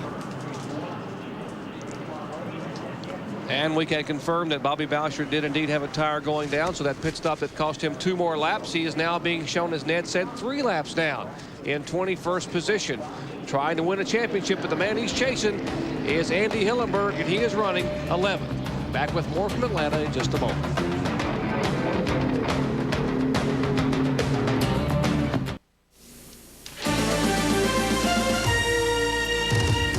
Track Facts are brought to you by Quaker State, the intelligent oil for longer engine life.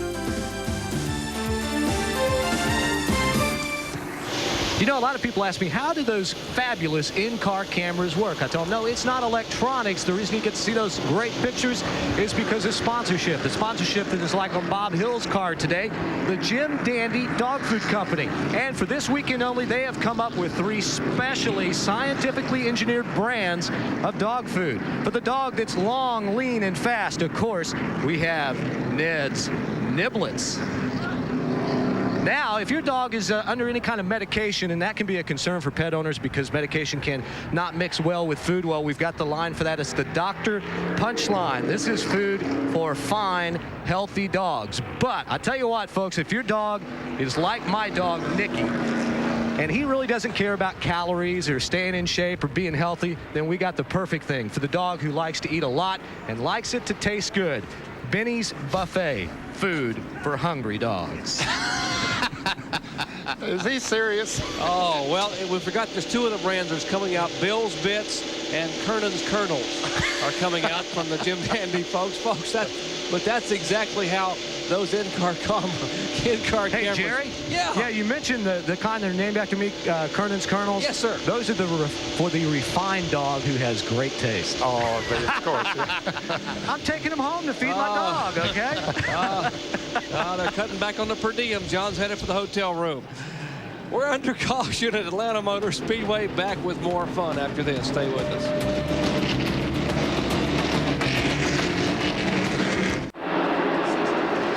Back to green flag racing. 1 lap ago. Tim Steele still being shown as the leader. In hot pursuit is Mike Skinner. About 4 or 5 car lengths back. Those the front 2. Mike Wallace still being shown back in 3rd spot. That's the separation. Wallace in 3rd, and behind him is the car number 9 of Joe Bessie. Wallace's car still going very high up in turns 1 and 2. He just can't, because the wind is blowing that way, carrying it up there, and he just can't keep it low, and that's where he's losing all of his speed. Joe Bessie out of Scarborough, Maine. We saw him win earlier this year on ESPN up at Watkins Little on a road course. As now Skinner moves it within a half a car length of Steele. Tell you what, Skinner is working awfully hard for some sponsorship in 1996 to run those 5 Winston Cup races. And Joe Bessie was able to get around Mike Wallace. He got up beside him when Wallace went high up in turn 2 once again. And Bessie got up beside him going down the back stretch and passed him going into turn 3. So Joe Bessie now in 3rd place. Boy, the camera down in turn 1. The wind is blowing so hard. There goes Skinner. Right on the inside of Steele.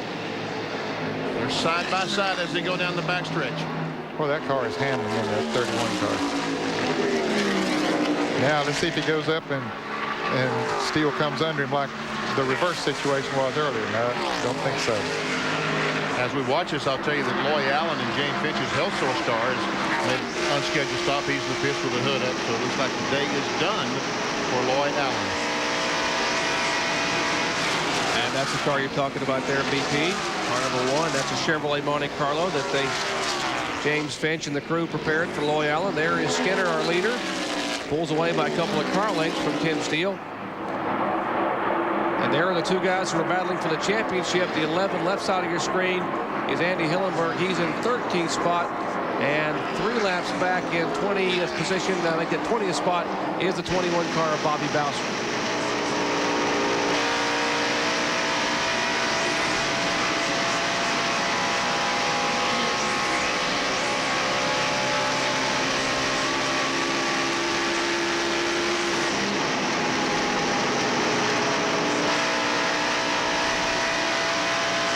We might want to explain to you there's some pretty unusual rules in ARCA competition as regarding the rookie battle, Rookie of the Year awards, and that if you may be the best rookie, but if you win the championship, you're not considered Rookie of the Year. That goes to someone else. And so Andy Hillenberg, being a rookie, Benny either can win the championship of the series or be Rookie of the Year. And there we saw one of the rookies being passed by the leaders, Dill Whittemore. I think he was 2 points behind Harris Devane in the 33 car, and both those cars have had trouble. Right now, Whittemore, there he goes by, is 14 laps down, and Harris Devane in the 33 car. Caution flag is out.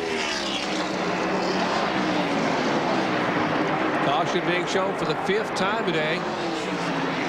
As the leaders are slowing down, the yellow flag is waving. We are told there may be debris on the racetrack. You're mentioning Harris Devane, Benny. He is back in the racetrack. He was involved in that first incident, and he has pulled what's left of his damaged car back on the speedway. And he is in 37th place, so he's just hoping that Whittemore would have some type of problem and cause him to fall out.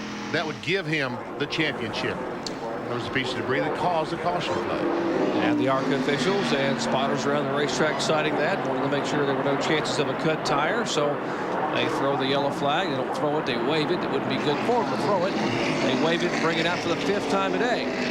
As we are approaching the halfway point of this 500-kilometer event. We'll be right back.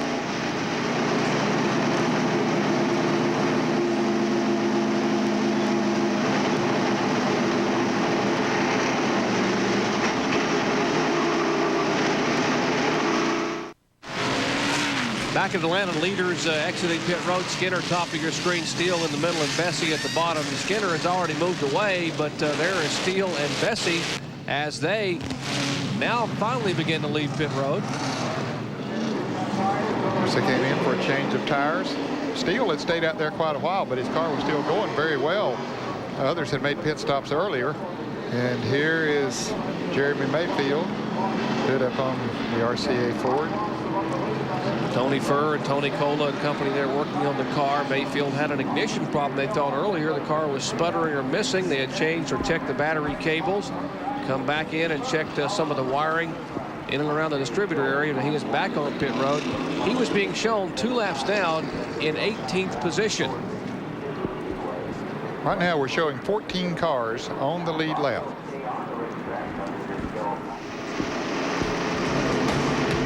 CFA college football coming up tonight, 7 p.m. Eastern time. Wisconsin. The Badgers go up and take on the Golden Gophers of Minnesota. That's ESPN2 action, college football, CFA style tonight, 7 p.m. Eastern time at Minnesota. Well, we have been given the signal from the flagman, Doyle Ford, to the field, and he has said to them, look, I'm going to throw this green flag, wave this green flag the next time you come by there, so be ready. There he's telling them, come on, guys, close up. Let's go, because we're going racing in about a minute. And Bobby Gerhardt back in the pits in the car number 85. He's been in for a couple of stops with the hood up, lengthy stops. And by the way, congratulations to our Grand Marshals today. Raymond Parks and Benny Parsons were the 2 Grand Marshals for today's 500-kilometer event. BP, you were the Grand Marshal. Congratulations. I didn't know about it. Well, no, I'm sorry. I did know about it, except the rain. We got so confused today with the rain, what have you. I didn't get to go down and wave the green flag or start the engines or nothing like that. Missed your golden opportunity. You rehearsed all night to be a Grand Marshal. I mean, I didn't sleep much last night rehearsing to say, gentlemen, start your engine. They get to it. Man. Well, you can do it later. We'll let you back in the room. Scream all you want to. By the way, Dave Blaney, there's Blaney. He is back in third spot after that spin. Remember, he was spinning to avoid some cars that were slowing down to come down pit road. And a great run for Blaney, the World of Outlaws champion. And the leader of this race is Bob Hill. Again. Yep, car number 46. The 98 car, we see the Hayes Jewelers. That's a long-time race car sponsor from Lexington, North Carolina, jewelry store. Now we're back racing. Doyle was true to his word. He threw the green flag. Or waved it. 4-lap caution period, 5th of the day. And boy, look at Blaney come. High up on the outside. He has a good run coming off the turn. He's going to take the lead. At least get up beside of him. He's going to try anyway. There's Hillenberg, the 11th car, the white car in 4th spot. And Hill drives it deep in that third turn. But Blaney drives it a little bit deeper up there on the outside. Has the lead. Couple of people who cut their teeth on the dirt tracks know how to handle it when it's a little bit loose out there and a little bit slick. Blaney, great job. Qualified that car in 12th spot, now being shown as a leader here at Atlanta Motor Speedway.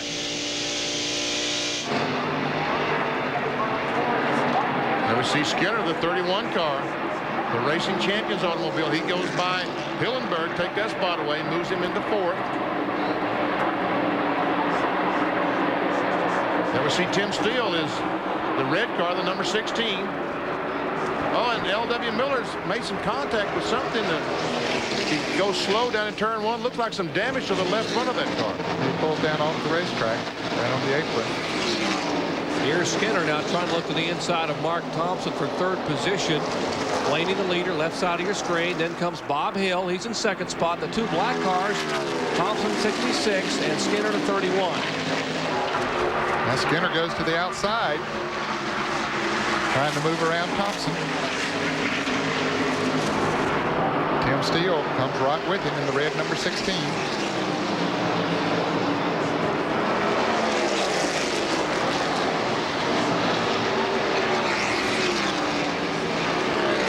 There's Bob Hill, the 46 car. Blaney having pulled away by about 7 or 8 car lengths, and now Skinner trying to be patient. And Bobby Bowser has been in the pits again. Boy, he's having a tough day here as he goes back out of the pits. And we see Skinner pull up on the inside, and we see Bob Hill wave to him and say, look, go ahead. Down in turn 1. There goes Timmy Steele.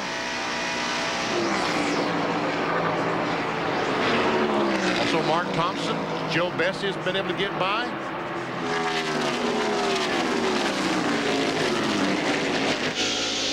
And we see that Bobby Bowser very, very slow. And every time he sees that 11 car go by, as he did right now, he says, looks like there goes the 1995 ARCA champion.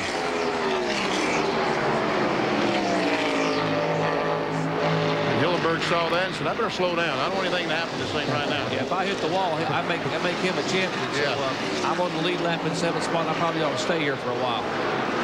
Good, smart driver. Here's a race for the lead. The 80 car, Dave Blaney, the leader. The black 31 is Mike Skinner. He's 2nd place. And the red 16, Timmy Steele. That's their 3rd place car. I'm impressed with Dave Blaney today, man.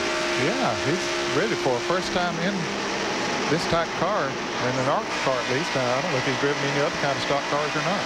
He's got one Winston Cup start at Rockingham earlier, but never been in Atlanta Motor Speedway, never been in an ARCA car, so certainly an impressive run as he gets past to the lead there. Skinner goes by and just carries Tim Steele right with him. That 80 car is Stan Holber's car out of Ohio. You know, Joe Rutland drove that car in the Daytona 500. Ooh, Steele and the Skinner. Man, have we seen this all day or what, man? They have been going at it. Tim Steele did a great job of handling that thing coming off turn 4 because he was out of shape. And here's Joe Bessie making a move underneath Mark Thompson. That would be for 3rd position. And they've got lap traffic in front of him. And Bessie will go down to the inside. No. Oh, that's cost him. He went the wrong way where he went. Yes, he oh, man. Joe Bessie's having a good run here today. He's having a great run. Now he loses about a half of the front stretch to the car he was racing with. And we see Mike Wallace diving on the inside of Whittemore, tried to get alongside Bob Hill, couldn't make it. That's Mike Wallace in the black and green number 90. There he is, a Klausner Furniture Ford. And he's saying currently in 7th spot. Behind him is the car number 97. Good run back in 8th. That's Shane Doles out of Gray, Georgia. The old Clinton Gas Pontiac. Has nothing to do with the president. No. Okay. You know, I saw that, the blue car back there. I saw that sponsor, and I said, what if that's some big oil company exploration deal or whatever? It's a convenience store. Okay. I mean, that's kind of like our sponsors, Joe's Golf, and you know. Barney's Big Burger, all those things back in the old days. Throwback. Battle here for 6th spot. Bob Hill is the 46th car in 6th. Mike Wallace in 7th.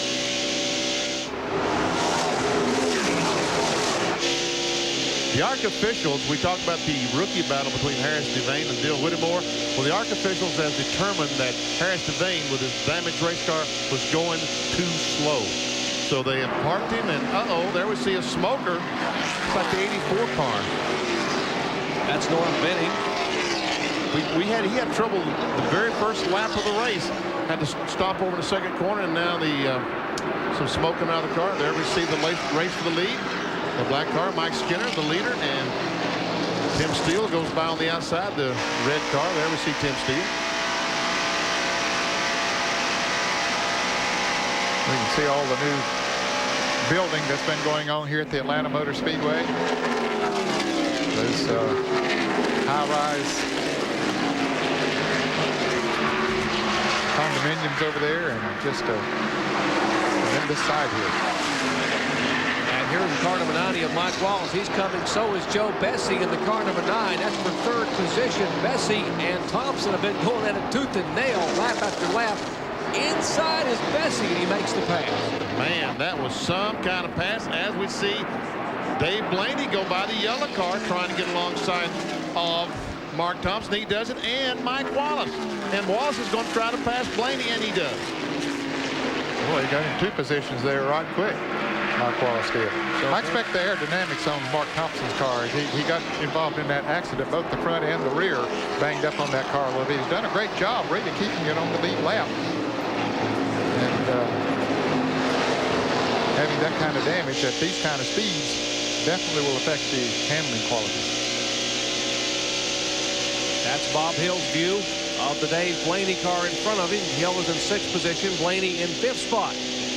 We are 2 laps away from halfway here in the General Tire Hoosier 500. Mike Skinner is our leader. We'll be back.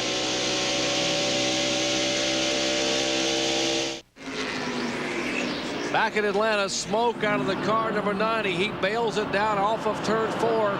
We are told they think they have a broken oil line. He came down pit road. He was in 4th spot. The 6th place car sitting in pit road. An unscheduled stop. That is Mark Thompson there. The Phoenix Air, they were battling a moment ago for the 5th position, so 2 of the cars in the top 6 have had trouble. Man, this has not been a good weekend for Mike Wallace because he failed to qualify for the Napa 500, and now looks like his day is ruined in the Klausner car. Boy, that's not the way you want your season to end. Remember what a high note he left here last year, and ran so well in the Winston Cup race, finished 3rd or something, or 5th, but ran with the leaders all day long. Yes, I think it was 5th in the top 5 at least. And of course, there was only 1 round of qualifying for the Winston Cup cars for tomorrow. As we see heavy traffic here for the leaders. It was Hillenberg that just left, wasn't it? No, it was the 03 car, sorry. Now we have only 11 cars on the lead lap. Hillenberg being shown in 9th position. Bobby Bowser back in 20th position. Even though he's made a lot of pit stops, Bowser's hung around that 20th position. Watch how low this car number 80 goes through turn 4. Dave Blaney, he is down hugging that white line. Got to look, his left wheel's below it a little bit. And we see the red car waving to him, saying, go by on the outside. Boy, you got to wonder, you get down on the bottom of the racetrack, that wall comes at you in a hurry out of turn 4. All right, goodness. There we see the 16 car, Tim Steele going by Doug Reed. That is Doug Reed in the car. It's numbered 02, but in fact, Kevin Ray started the car. Doug Reed was able to get in that car. And we see that Joe Bessie continues his great run. He is closed up on the back bumper of Tim Steele. Now, Joe Bessie's first start in Atlanta was back last year, 1994. He started 9th and finished 3rd. So a great run last year for Joe Bessie. And he's running in 3rd spot again today. There's Blaney, the 4th place car. Started 12th. And what happened with Mike Wallace, John Kernan?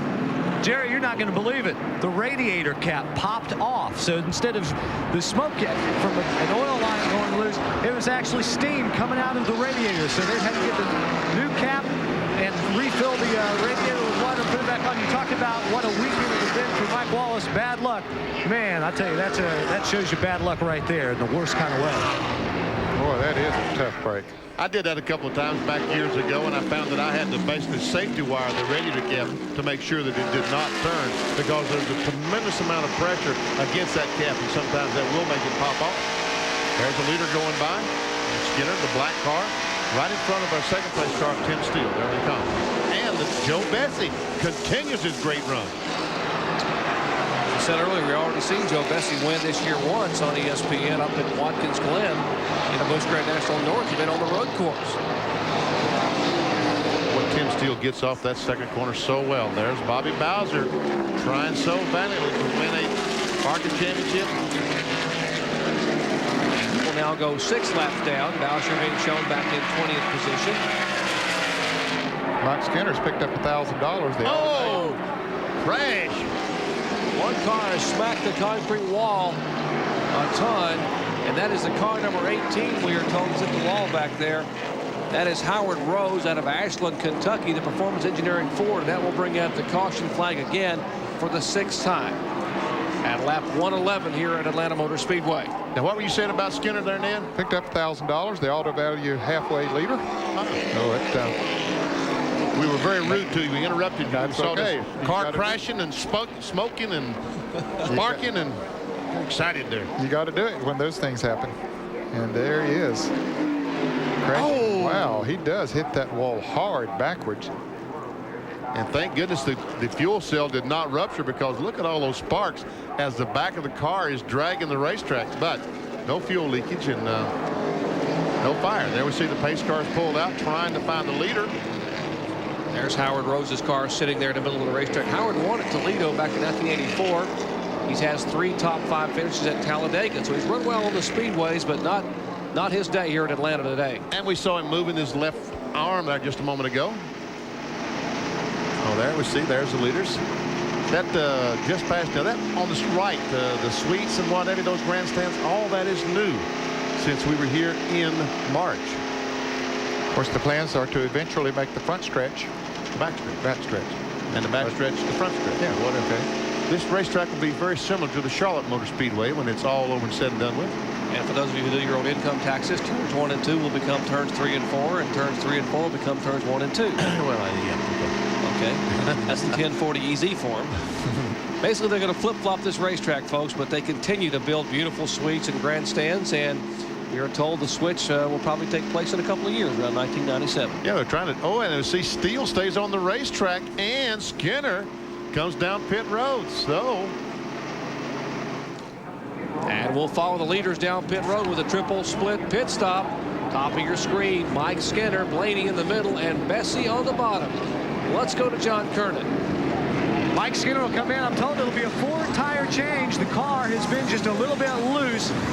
The 80 and the 9 car, Joe Bessie, as we see the 80 car pulling into its pit stall right in front of Mike Skinner, and they will come around. Now there goes a wedge adjustment in the left rear, trying to tighten the car up on Mike Skinner. Right side tires going on the 80 car and the Joe Bessie car. And Skinner is now down the way after a 4-tire change. And it looks like it's going to be right side tires only for Joe Bessie as he leads his pit stall. Now the left side's going on. A little bit of a problem on the left rear on that 80 car as he's sitting still on the jack, waiting, making sure also they get the lug nuts tightened on the right rear, but finally he's down and away. Blaney is leaving pit road. 32.7 on Blaney. Yeah, he also had some trouble on the right rear as the left rear tire changer was having problems with the right rear fellows over there still tightening the lug nuts. And there's a driver. He is okay. That accident just a moment ago, spinning up in the corner. So we are under caution for the 6th time today. We'll be back with more from Atlanta Motor Speedway. Stay with us.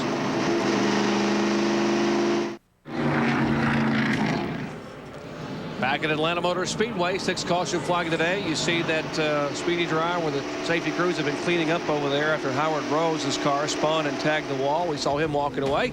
How about RPM tonight? Coming up tomorrow night, 8 p.m. Eastern time, the fastest half hour. All the action in motorsports. Anything is happening on wheels around the world, we'll have it. Kenny Mayne will be there. RPM tonight, coming up tomorrow night at 8 p.m. Eastern time on ESPN2. Have you been able to see that show yet, Jerry?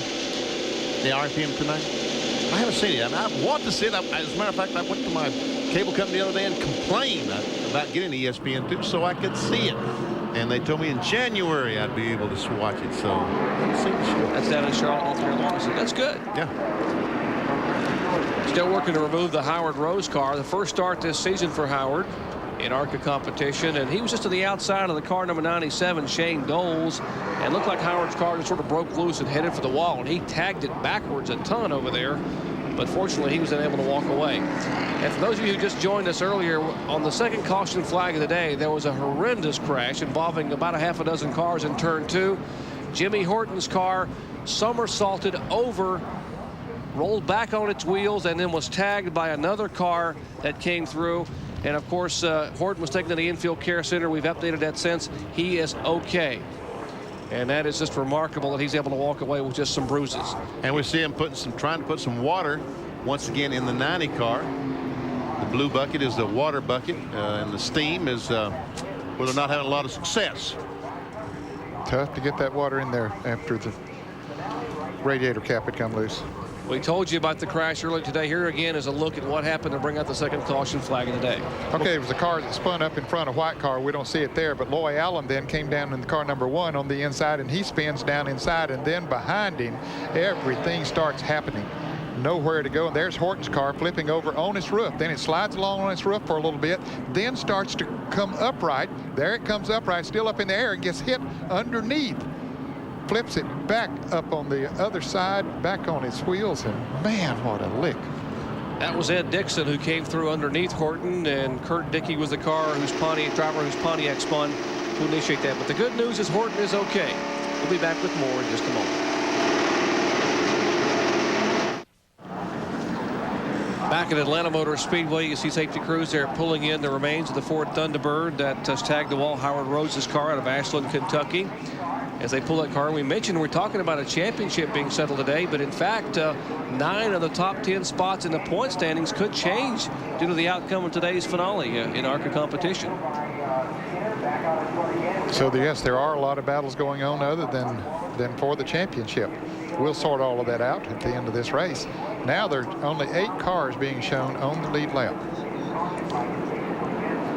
And the 97 car that you talked about, Shane Doles, is the last car on the lead lap. He still is there. 8th spot, so having a good run today.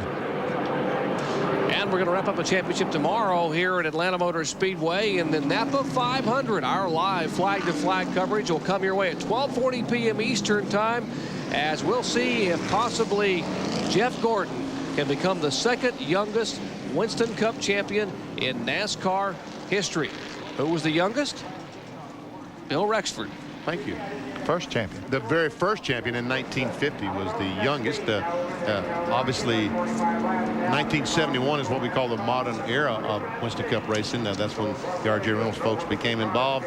Since then, Jeff Gordon by far the youngest champion. And Rexford was 23 years of age back in 1950 when he won that first championship, and Gordon is 24. All he has to do is finish 41st or better, and irrespective of what Dale Earnhardt does, Gordon will become the 1995 champion. I mean, how we say that, Jeff Gordon has a 147-point lead over Dale Earnhardt. If he finishes 41st, he would receive 40 points. That's 187. The most points that's possible for Earnhardt to win tomorrow is 185. So that's why we say if he finishes 41st or better, he is the champion. They look at Tim Steele's eyes there as he looks straight out the front windshield there. He is focused. He is totally concentrating, man, on what's going to happen. He is. You're right. That's what he's doing. He's concentrating on exactly what he's going to do, the move that he's going to make. And, of course, he's the man up front. And he wants to beat that lap car down into turn 1 if he possibly can.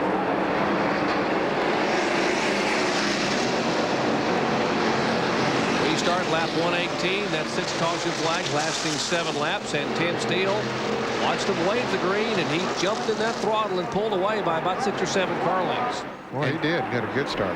And Joe Bessie, the second place car, is on the inside of Mark Thompson. Mark is a lap down after an unscheduled stop for a flat tire. Bessie takes over second. There's their third place car, the black number 31. That's Mike Skinner. Now, Bessie made a pit stop, took on right side tires. Tim Steele did not make a pit stop.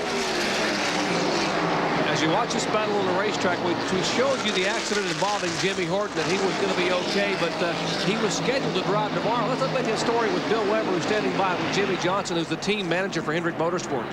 Bill? And the car is actually entered under Ken Schrader as the owner for the Horton Winston Cup car. But Jimmy Johnson, general manager of Hendrick Motorsports, you just told me that car will start this race tomorrow. That car is going to start the race. We just talked to Mike Helton and Gary Nelson, and we are going to start the car. We're looking for a relief driver right now.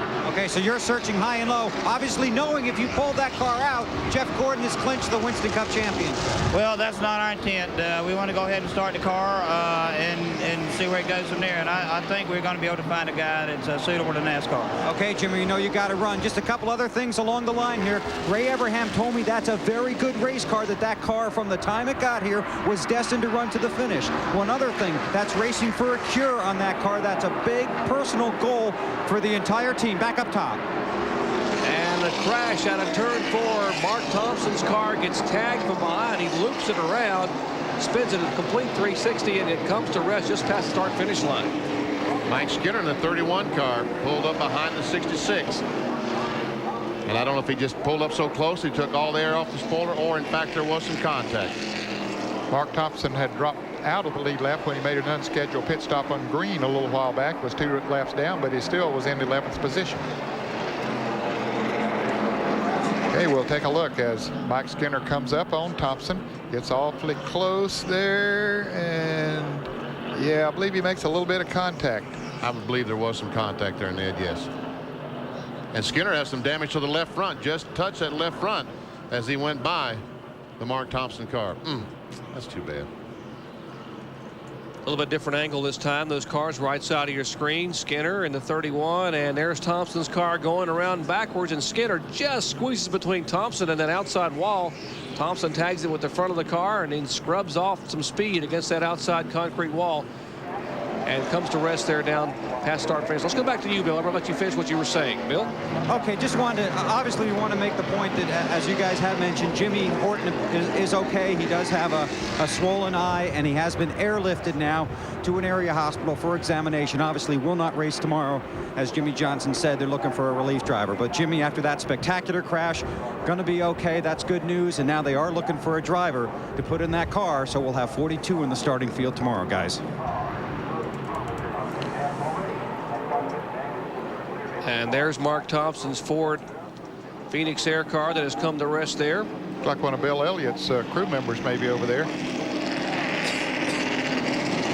He's talking to Mark Thompson. Or at least he has a McDonald's jacket on. It might not be a Bill Elliott crew member. And there comes Mark out of the car. Now Mark gets his engines from Ernie Elliott's. He's very close with the Elliott family, so some of the crew over there talking to Mark. He fortunately is okay, talking about the race car, but he will not finish here today, bringing out the 7th caution flag of the afternoon. We're under caution once again at Atlanta Motor Speedway as Tim Steele, 1993 ARCA champion, is being shown as our leader.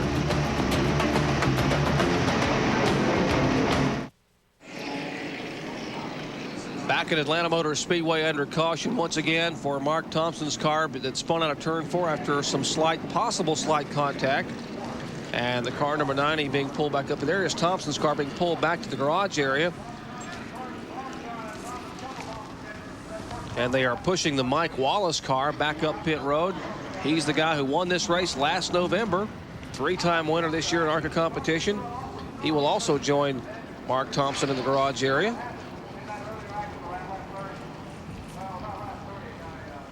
Safety car leading Tim Steele around. We might mention Mike Wallace, by virtue of winning 3 Super Speedway events this year, will take the $10,000 Super Speedway challenge money that ARCA puts up for the driver who has the best finishes on the Super Speedways.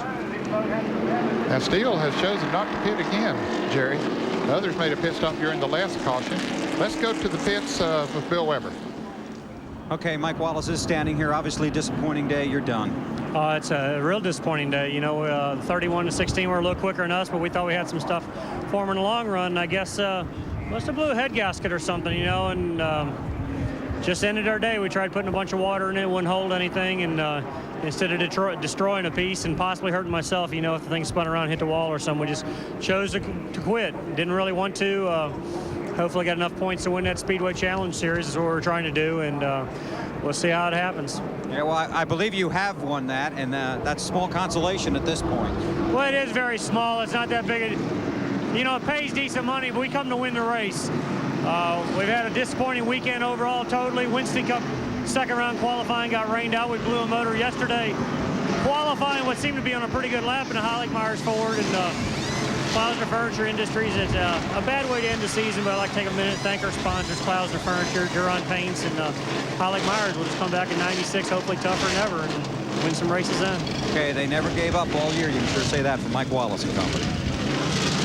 No doubt about it. Here is our leader, a guy who was our leader to end the pit. Yeah, I said he had not made a pit stop, but he did come in this time and is putting 4 tires on his car and heads back out. That should put him in position to finish the race, I believe, without making another pit stop. Once again, this caution flag brought out by the Mark Thompson's car, spinning coming out of turn 4. He had been among the leaders and had made an unscheduled stop, had lost a lap. Let's go back in and check with Bill. Okay, Mark, you're okay. Not the finish you were hoping for. No, it wasn't the finish we were hoping for. But the car ran real well while it was running. I think we've got a handle on how to set it up for this track. I thought it was a pretty nice race. We had an altercation early on when a guy crashed up ahead and got a sort of a chain reaction, kind of damaged the nose and the tail. You and the 9 car were going at it pretty good there for several laps as the green flag comes back out here in Atlanta. Yeah, we were. Okay, Mark Thompson's out, back up top. Restart, lap 126. Remember, 204 make up this 500-kilometer event. And Joe Bessie pulls away as our leader with Mike Skinner in hot pursuit.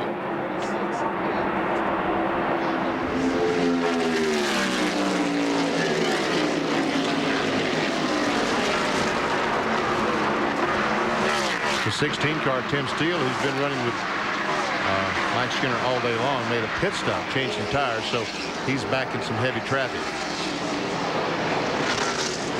With the 9 car, Joe Bessie is the leader. Bessie carried the Delco Remy America sponsorship on his Chevy Monte Carlo.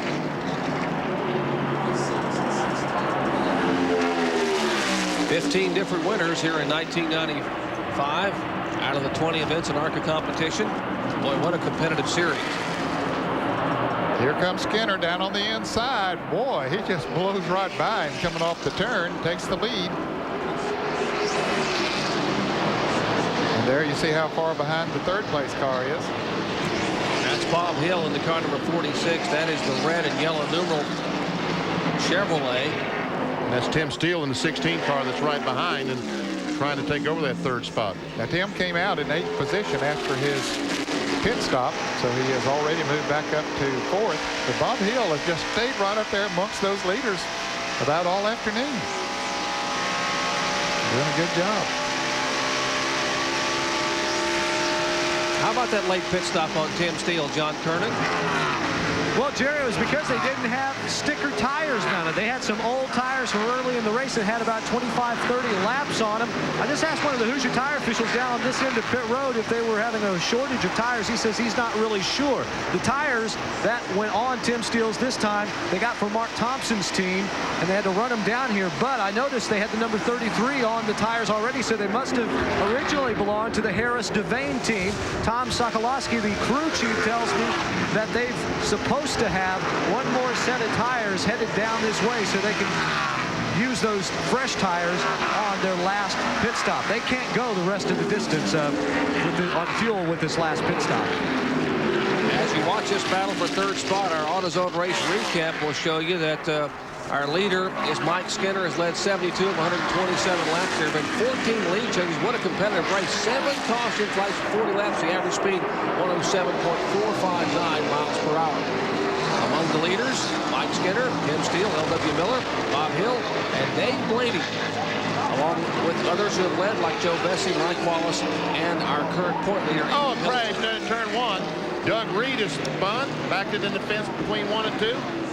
And looks like right now it was a one-car accident. Let me see Doug Reed. That's along Lewis Ford. That Kevin Ray was listed as a starting driver. Indeed, Kevin Ray did start that car. And Doug Reed has climbed in it after the first caution flag of the day. That was the car that's owned by Doug Reed's operation. And loaning it to Kevin Ray to get in the field. And there was a driver change. That's why we tell you that Kevin Ray was the starting driver and Doug Reed in it as it spun a moment ago. Bringing out the 8th caution flag of the day at lap 132. That's a break for Tim Steele because now he is able to close back up on Joe Bessie and the 31 car of Mike Skinner. And they pulled away to a pretty good advantage. And there you can see the Reed car coming down off of the banking, had already spun around up there. And did he get a piece of the wall? I think he touched it a little bit, but it doesn't look like there's a lot of contact, and that's very surprising because going in turn 1, you would think it'd be a lot of damage. We see right now that Steele is talking to the crew. And we're under caution once again. They line up behind the safety car. We'll come back and sort it out, tell you who's leading and who's running where in a moment. Back at Hampton, Georgia, Atlanta Motor Speedway. Looks like Baron von Raesthoven or something. Got a little one of those old aviator leather helmets on. But I tell you what, on a day like today, when it's cool and the temperature is dropped and the wind's blowing, you'll take whatever you can take. You used to race with a helmet like that, didn't you, Ben? Yeah, I had a ponytail just like that too. And I didn't see the earring, but we're talking about racing. We got a big one coming tomorrow on ESPN2. Tomorrow morning at 10:30 a.m. Eastern Time, 27,000 men and women representing 111 countries will run 26 miles on course at Linden Central Park, the world's largest marathon. Tomorrow morning, the New York City Marathon, 10 a.m. Eastern Time on ESPN2. 27,000 people running 26 miles. You did say 27,000, didn't you? 27,000. Men and women. Men and women. Man, I know that. Anyway, I won't get into it. I tell you what, was some pretty good damage, Ned. He caught it pretty flat with the left side. Yep, sure did. That's the car that spun. And the reason we're under caution at the moment. That blue sky is wonderful to see, isn't it? Man. We talked at the top of the show about the points battles. Chad, let's update you where these guys are running. Andy Hillenberg, who was the points leader, Ned, I believe he is the last car on the lead lap. And how about Bowser, car number 21? Well, Bowser is 6 laps down, back in 16th position. And Hillenberg is in 8th position. So that's a 40-point spread right there, 5 points per position. So right now, the way they stand on the racetrack, Hillenberg would be 55 points ahead of him. Hillenberg just made an entry on the pit road. We had him running an 8th spot. And he still will be 8th because there's only 8 cars in the lead lap. There he is. The Budget Gourmet Chevrolet. Remember, he ran that Budget Gourmet on a Busch car a couple of years ago. And they went on to sponsor Jason Keller. There we see Bowser. We told, as Ned told you, 6 laps down. And he's getting a break, Ned. A lot of cars falling out. We saw the 66, the 90 car, Whittemore. All these cars, as they're falling out, it allows Bowser to move up in the grid. And right now, Hillenberg cannot stand to have anything go wrong with that automobile. No, that's true. He's got to stay out there and keep running. There's still a lot of cars on the racetrack, about 20 cars on the racetrack. And the sun is coming back out. And boy, look at the clouds have moved away. We had dark clouds and rain this morning and threatened the thunder showers in the afternoon. That's moved away. What a beautiful afternoon we've got. It's got a little cooler, and the wind is not quite as bad. But if you were outside with the wind blowing about 50 miles an hour at 50 degrees, you'd say, what a terrible day it is. Since you're in here in the booth. it's nice and cozy. We'll have to talk to Weber and John Kernan in a second. Lap 136, back to Green Flag Racing, and Mike Skinner would like to hang on and get a win. Now we see the 16 car, the red car. That's Tim Steele. And Joe Bessie, the number 9. Mike Skinner in the black number 31. Guys, there's a car run up there in the top 5 we haven't said much about today. Blaze Alexander in car number 26, starting 22nd place. And hey, he's up there in 5th place, having a great run. Young man, about 19 years old, out of Pennsylvania. The Lisa Express, AutoGuard Chevrolet. From Montoursville, PA, Blaze Alexander, young man doing a pretty impressive job. Staying out of trouble. There he is, black number 26. But there is a battle for second spot between Tim Steele. Yeah, all 3 of the leaders are close together. Now remember, Steele has fresher tires than do those in front of him. Looks like he's going to try Bessie on the inside. Can't make it this time.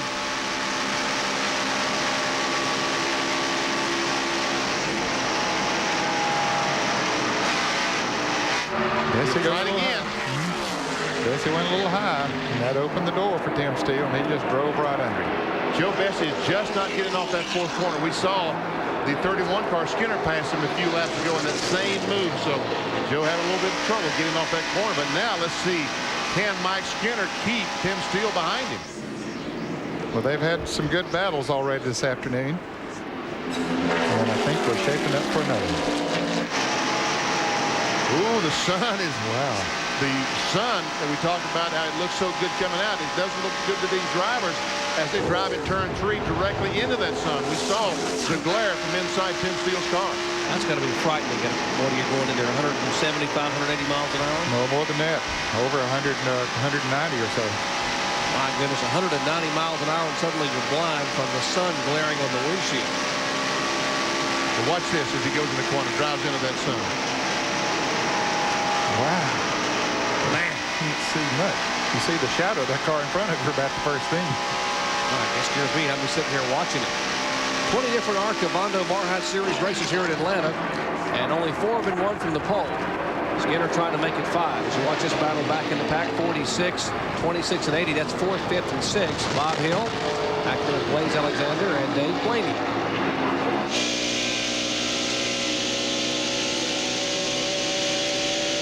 There we see the face cam.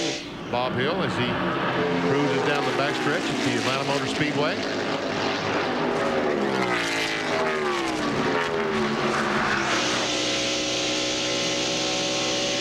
Just think when Blaze Alexander tells his friends he kept Dave Blaney behind him.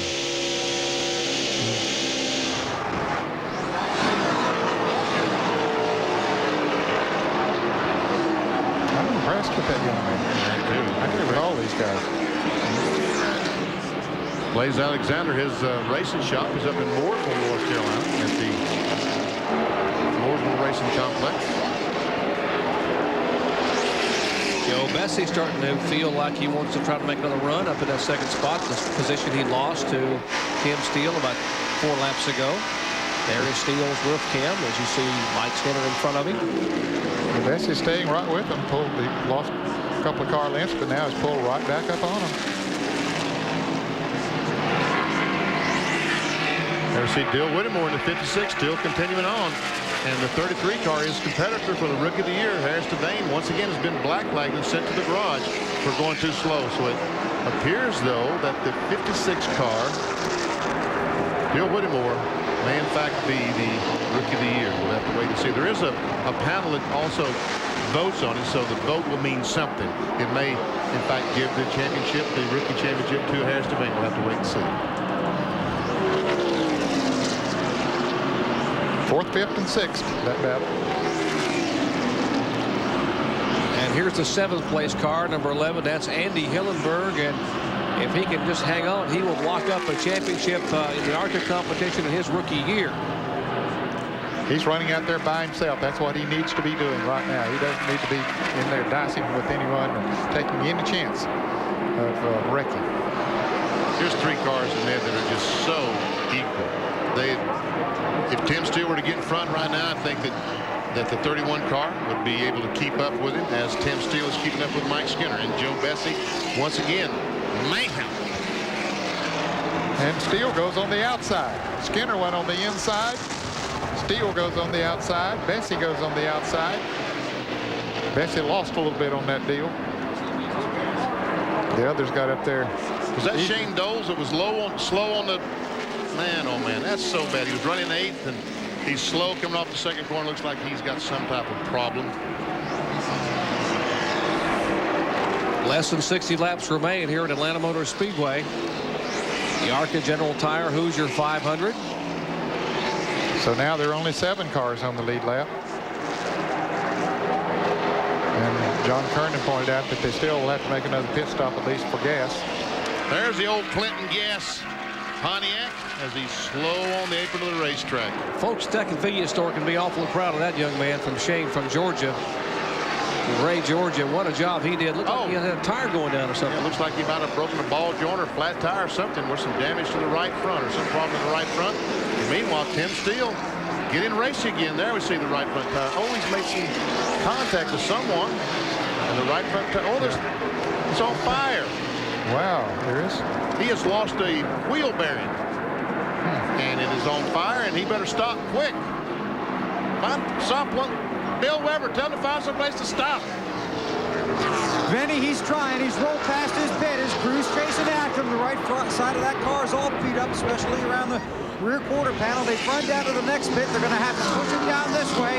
There's a man with a fire extinguisher out there, and they're going to use that to put out the fire and then push his car back up to his pit and then try and get him at least reasonably readjusted before going back out. But this could be the end of the day.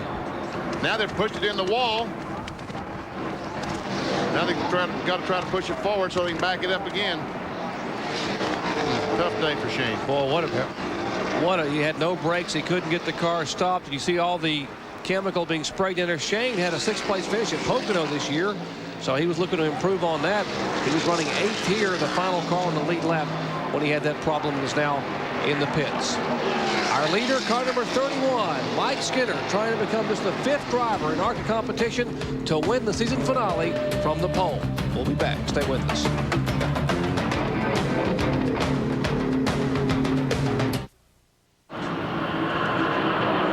Back at Atlanta Motor Speedway, less than 55 laps to go in this 500-kilometer ARCA event. Car number 31, Mike Skinner, our pole sitter, his 3rd ARCA start. Trying to pick up a win. Tim Steele, 1993 ARCA champion. That's his roof Ken. You're riding along with. He's in 2nd spot. And Joe Bessie has reeled him back in. Yeah, he was about a half straightaway behind, but he's reeled him back in. He's back again. There we look at the field summary. Blaze Alexander still in 5th. Bob Hillis in 4th. Dave Blaney, Andy Hillenberg, Mark Stahl, Ricky Ware, and Billy, and Frank Kimmel, the 10th place car. 5 laps down. And there you see Bowser, even though he's 7 laps down, every time somebody drops out, it moves up another position. But as long as Hillenberg's out there running, well, you know, the championship is Hillenberg's. See Mark Thompson, who had a great run going prior to having his troubles and tagging the wall.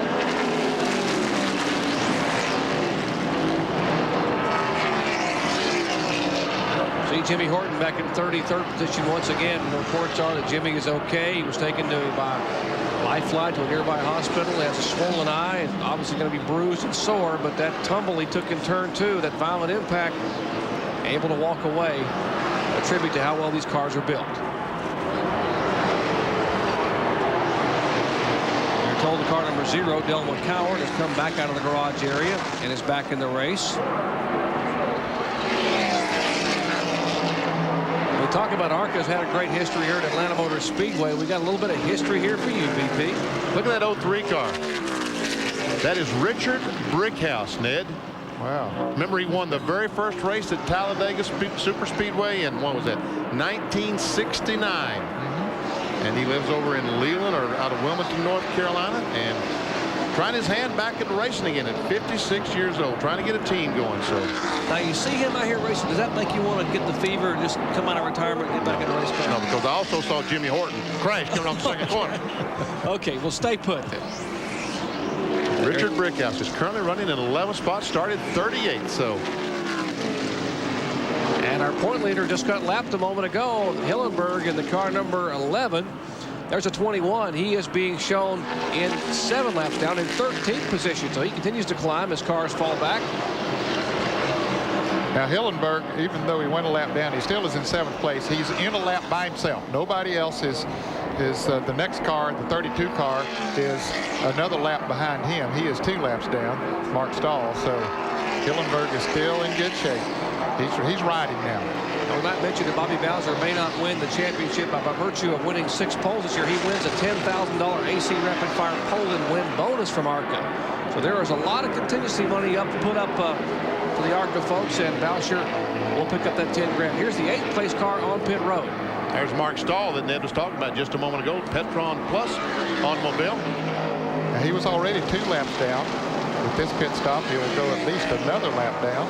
But this should be his last pit stop of the day. He should be able to go the distance from here. 47 laps to go. And we talk about people winning all this money. 10,000 that goes to this guy, 10,000 that guy. Back when you won the championship in 68, 69, do you have all those bonus plans, all that money coming to you? Oh, yeah. Probably, you know, there were $100 and $200. I think I ended up getting about $5,400. For the championship? Yeah. And this champion will probably get $150,000, somewhere around $150,000. And these guys, Ned, they still are bumper to bumper practice. Those cars, as you mentioned earlier, are very equal as they go around Bobby Bowser in the car number 21. Well, the laps are winding down. What about the pit strategies here in the late laps? Let's check in first with Bill Weber. Well, Jerry, Mike Skinner pitted on lap 112, and I talked to David Smith, who will be the crew chief for Dale Earnhardt next year, one of the men working on this crew here today. And he said what they wanted to do was to get at least 46 laps before they came in and got fresh tires. That would leave 46 laps remaining. The key to that is the most green flag laps, or the most laps they put on a set of tires so far today, was 27. So they didn't know how the car would be handling. They said it was all up to Mike. I just checked with Will Lynn, who was the championship crew chief in Mike's Super Truck. He said the car's fine, they're doing fine, and they passed that 46 lap mark. Let's go down pit road for more strategy from John Kernan. Well, as far as Tim Steele and Joe Bessie go, they're kind of on the same type of ride right now. We're looking at pit stops for them between lap 175 and lap 180 to 185. Now, whether they would come in and take on 4 tires, 2 tires, or fuel only to get them to the finish, that's something their crews will not give up. But I'm sure that what Mike Skinner does, if he will be the first to pit among the 3 front runners, that will dictate what the other 2 teams would do. Well, that window they were talking about for Mike Skinner, 46 laps would have put him in around lap 158. As you heard Bill say, they've gone past that mark 3 laps ago, so we are showing 161 laps complete. They on fuel could go to lap 175, which is what John Kernan was saying that possibly Bessie and Steele will do. So that can set up quite a pit stop on that last if we stay green. And Steele should be able to go farther because he made a pit stop after the others, so he should be able to go even farther than the others. And I think the advantage there would be possibly catching a caution. So it will be interesting if they all do have to stop. Well, and when we assume that they do all have to stop, is when they do it. There's 4th, 5th, and 6th. The 4th place car, the red 46, Bob Hill, Blaze Alexander, the black number 26, and the 80, the yellow car, Dave Blaney, is the 6th place car. Those last 3 cars in the lead lap, and we see that Bessie, once again, is right on the back bumper of Tim Steele. And we see the 21 car, once again, very slow.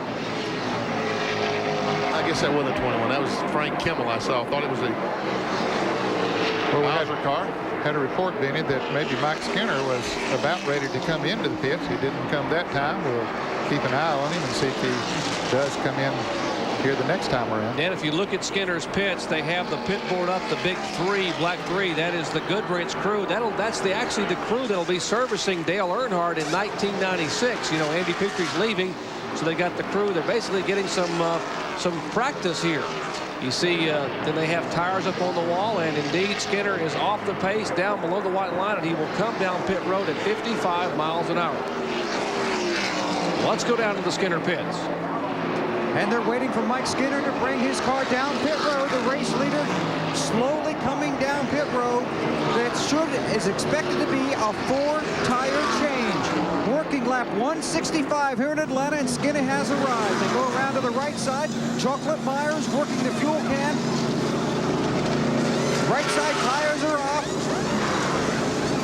Now they're going to come around, and they will make the 4-tire change. So Mike Skinner's going to have 4 tires, and right now the leaders of the race go by, Tim Steele and Joe Bessie, while Mike Skinner sits on pit road. They bolt on the left side tire, drop the jack, and Skinner takes off, trying to catch the leaders after a 21.2-second pit stop. Not a bad pit stop. Remember, David Smith, who is normally the jack man for Earnhardt, he'll be the co-crew chief next year because he won't be jacking the car. And Andy Petrie, who changes the front tire, he'll be gone. So they got a couple of new members there. Mike Moore will be the jack man in 1996. And here's Bessie trying to take the lead. Can't do it. From Tim Steele. What do you think? Those guys are praying for a caution flag right now, Ned, because they have the 31 car a lap down now. Yeah, they got him a lap down. He's in 6th position. But, yeah, I'd say they're looking for a caution flag. Now, if they plan to change tires, how much faster will those new tires be than these, and how much time will Skinner gain on them while they're staying out there running, if they are running a slower speed? And that normally is the case, that new tires would run faster. And so they might make an equal pit stop and still be way behind when they would come out if they change 4 tires. I'm going to predict that the 16 car would not change all 4 tires. He just got past there, though. And maybe he would, but he did take on 4 tires much later than did the others. I think if he has to stop, it would be 1 can of fuel. Let me see Blaze Alexander, and he ran over the air hose. Look out, look out. And there's the jack going down pit road. And it's still on there. And he still has the jack. There's the caution flag. This is the flag, going to be a caution flag that they're looking for. Yeah, because that jack's going to be somewhere on the racetrack. It's part of the handle, looks like it, that holds the pit board. It's a handle attached to the pit board, but obviously that doesn't belong out there either. So he is Blaze Alexander, the young man, having a great run, but he left the pits with more than he came in with. Of course, that sign and part of the air hose he ran over. Of course, they'll black flag him and have him to come back in. Now, whether that thing will stay on there until he comes back in. Caution flag. They've thrown the caution flag, but we can't have that thing around there. The caution's out now. Yes, yes. So they did wave the caution flag that time by, and they will try to get Blaze Alexander to come back in and return the pit equipment to the pit crew. So this is the break that Tim Steele and Joe Bessie were looking for. Only 4 cars now on the lead lap. And we're told a couple of crew members have gotten hurt down there in the 26 pit when they were leaving. So because of the hurry and things that they ran over the hose, and then of course that sign was pulled right out of one guy's hand. So they are attending to those. Meanwhile, we're under caution because of that debris that's being carried behind the Blaze Alexander car. Man. You ever see one fellow sitting on the ground? There's another one being attended to. Man. Yeah, that's a type of situation can hurt you. That's exactly why NASCAR now has 2 pit guns. Only 2, because they were leaving that third one laying on the pit road as it went around to help. And NASCAR said, we're not going to leave guns laying on pit road. And they have black flagged the 26 car, and we are told by the ARCA officials they are pulling his scorecard. They are not going to score him any more laps. And they're still, see, the air handle is still hanging beneath the car. The impact wrench, the gun is wrapped around, the hose is wrapped around the rear housing, and the gun is still attached to it. Great camera shot. That's Blaze Alexander. What a tough break. And let's check in their pits with Bill Weber. Bill, how's those crew members down there? Well, they're getting some medical attention right now. It is a couple of crew guys are down, and we're waiting for some of the medical attention to arrive here. So there are 2 crew guys that were injured when Blaze took off, and we'll get you an update here as soon as we can. Well, there he comes down pit road, dragging the hose and the impact wrench. But there also is Joe Bessie and Tim Steele coming down pit road to make a scheduled pit stop under the caution flag. And now Skinner is a lap down, isn't he? I think Skinner is. Yes, he did go a lap down when he made the green flag pit stop. Let's go to the pits and John Turner. Well, what a break for Tim Steele and his crew. If they did not get this caution. They were only going to change right side tires. So now they get the caution flag to change 4. They come around to work to the left side. I look at Joe Bessie. The left side tire's already coming off. Tim Steele's car just going up the jack. Looks like Bessie will probably beat him out on pit road. Tightening the left side lug nuts on both cars. Steele and he's going to beat Bessie as they had a little bit of a problem with the left side tires on Joe Bessie. And I thought sure Bessie's crew was going to get him out before Steele's because they had jacked up that left side and had the tires off first. But Steele's crew really rallied on that left side and got the tires off and on very fast. And he wins that race on pit road. And Dave Blaney will come out 3rd, and Bob Hill will come out 4th. We're under caution for the 9th time today at Atlanta Motor Speedway. Laps are winding down. There is Joe Bessie. We'll be back in just a moment.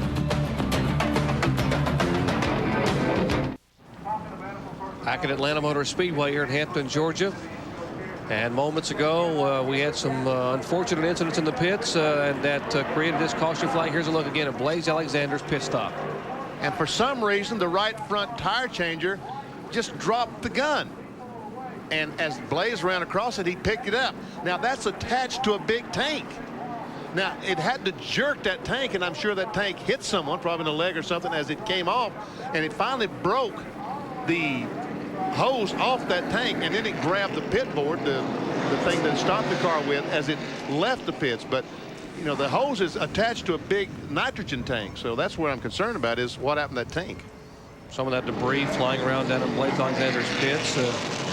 We'll update as soon as we can the injuries on those crew members down there as they've been attended to by the safety crews here at Atlanta Motor Speedway. Right now there's some that's been contested between the 31 and the 16 as to who goes. For the 31 is a lap down. Yeah. Mark Stahl is trying to get on the inside as well. I mean, he needs to be behind the 31. Now in NASCAR racing, I don't know how it is in ARCA, but in NASCAR racing, the 31 car would be allowed to stay up front. He did not make a pit stop. He made a green flag pit stop, got a lap down, but then the leaders would have to come back out. So technically he's back in the lead lap. Mike Spiller will be back in the lead lap, but now after Steele comes up there, he's a lap down. But I'm sure that Richard Childress and his crews are saying, hey, you belong out in front of that car. And I think he does belong in front of Steele. He's on the tail end of the lead lap, and so that's exactly what they've told him, Ned. So kudos to you, Ned, for that situation, knowing that Skinner will stay there just behind that Ford safety car. But there again, I totally disagree with that. I think when a driver's on the tail end of the lead lap, he should let the cars in the lead lap pull up alongside in the right position. Again, that's just my personal opinion. This is the way NASCAR does it, so this is exactly right. Well, I don't know. I agree with. I disagree with you. You know, that's. Now let's see if Skinner can get his lap back. They need a caution. He needs a caution flag to try to get his lap back. Otherwise, he has to make up 1.5 miles on the 16 and the 9. Yeah, and he has run with them and in front of them all afternoon long. But that's he can't make up that much distance. And Tim Steele is going to do his best to put him a lap down. So he knows that if the caution should come out, that he's going to be a man to contend with. Well, there's only 28 laps to go, and had it been 25 or less to go, they would have had a single file restart. He would have had to go back to a different line, so he was fortunate that the restart occurred when it did, as Tim Steele begins to try to make a move in. Let's see if he can crank Skinner a lap down. Right now he has those new tires, those fresh tires, and it seems to be a little bit of an advantage. But Skinner's going to do everything he can to stay in front of the 16. Yeah, Skinner had run, what, 4 or 5 laps or something, I guess, on his tires after. He had run 7 laps. Okay. He pitted on lap 165, and the caution came out, and the rest of them came in on lap 172. So his tires are 7 laps older.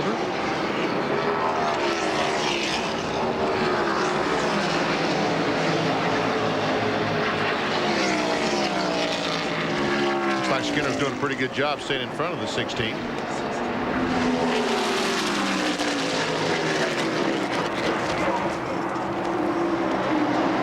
Tim Steele in the red car, assembling Ford Thunderbird H&S dyed sponsored machine, is the leader. Behind the car number 31, which is on the tail end of the lead lap.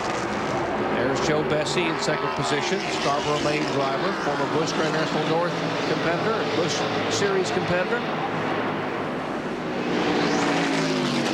Bessie finished 3rd here last year in ARCA competition, trying to improve on that to get a second place finish, maybe even a win.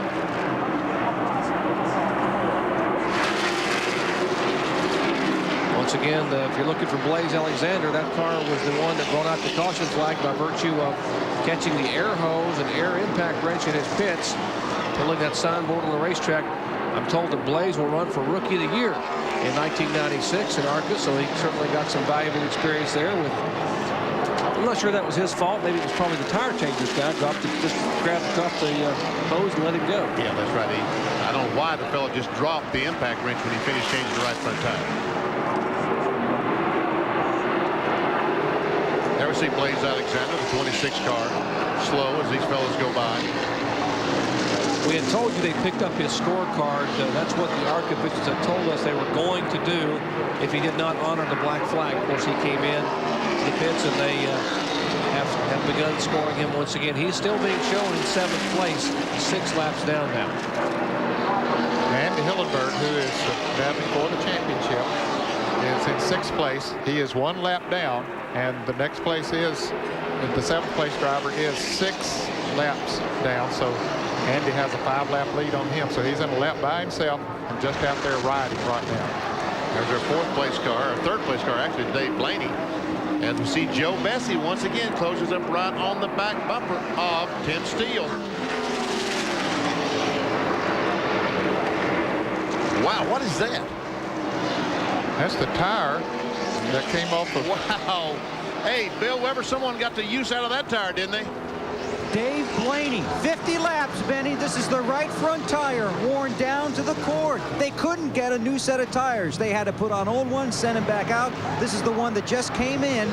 50 laps on this tire. They finally got 4 new tires for this final pit stop, what they hope will be the final one, and got him back out there. But he was right down to the cord on his last set of tires. My goodness, that is a little frightening. Having the right front tire.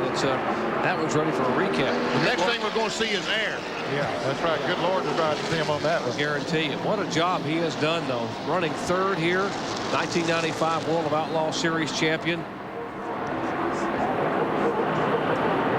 That's the fellows who compete with Steve Kinzer, Sammy Swindell, and those sprint cars with the wings on them and the roll cages. Man, are they awesome. 4 cars in the lead laps. Look at the field summary. See Andy Hillenberg there in 6th spot. Bob Schacht, who's 3rd in the point standings, and a crash down in turn 1. Could be the break that Mike Skinner is looking for if he can stay out in front of the leaders till he gets back here. Is that Brickhouse? Looks like it might be Richard Brickhouse. That's Richard Brickhouse, and it's going to be a dash. There we see Skinner. He's in front of the Tim Steele automobile. Doyle Ford is waving the yellow flag, and Steele is trying to catch him in turn 4. Has moved into a half a car length. If he can get around him, he'll keep him a lap down, and it's not going to happen. Skinner gets his lap back.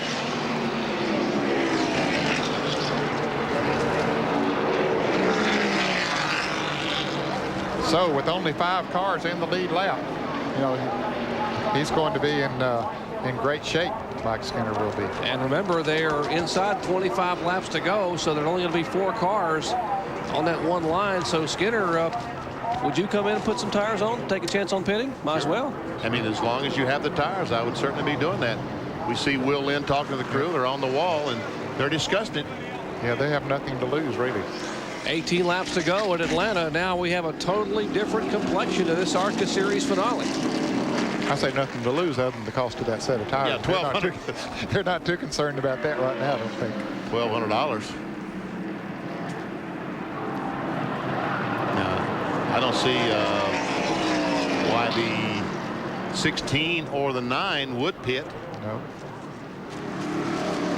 And the restart rules, of course, inside 25 laps to go. Only lead lap cars will be on the outside, so you're only going to see 5 cars on the outside. And Joe Bessie, what in the world is he doing? Well, maybe he didn't like that set of tires he has on right now or something. What about it, John Kernan? A few cars. They've got 4 sticker tires sitting down here in the pit. Tim Steele just left his pit. They've just got a set of scuffs. So perhaps Bessie thinks that if he comes in, puts on these sticker tires, he'll have a better chance. Now, Bob Hill also coming on to pit road. They didn't have sticker tires. They're going back with some scuffs about, I think about 10 to 12 laps is what one of the crew members told me. They're going with some scuffed tires. But Joe Bessie sitting in. It'll be a 4-tire change. They haven't made any chassis adjustments yet. Hey, you got 4 sticker tires, only what, 5 cars on the lead lap? Might as well try it, you know. Could be a gamble that loses the race for you, but it could be a gamble that wins the race for you. This might have been the only move they thought that they had. But evidently, Mike Skinner and the Childress crew felt that he must like the set of tires that he had on. He did not come in. How about it, Bill Weber? Okay, the reason Mike didn't come in, he was told to pit. The reason he didn't is because he thought he'd have to go through debris one more time. He wants to get around, get through that debris. He's supposed to come in and pit for 4 fresh tires this lap. Well, that's a pretty smart move. Well, it is, although there are 2 cars that if he could have beat these other 2 cars out of the pits, of course, they were going to get there first. Chances are they would have beat him out. But if he could have beat them out, well, that's just that many more, you know, that you don't have to pass. But yeah, that's good thinking. Well, when we get ready to restart this thing, what looks like we're going to have is 5 cars in the lead lap. 3 of those 5 will have pitted for fresh tires. And we see they're still working on getting Richard Brickhouse from inside his crash car. And so now Skinner does come down pit road, doing exactly what Bill Weber said that he would do.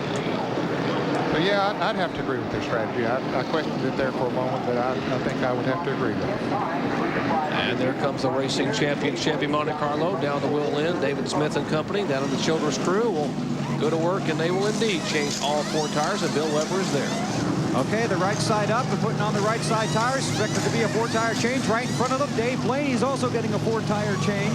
Now they're cleaning off the windshield. The jack down comes around to this side. They'll go up again, working on the right rear and the left front. Car up, tires on, they'll bolt them back on. Skinner sits patiently.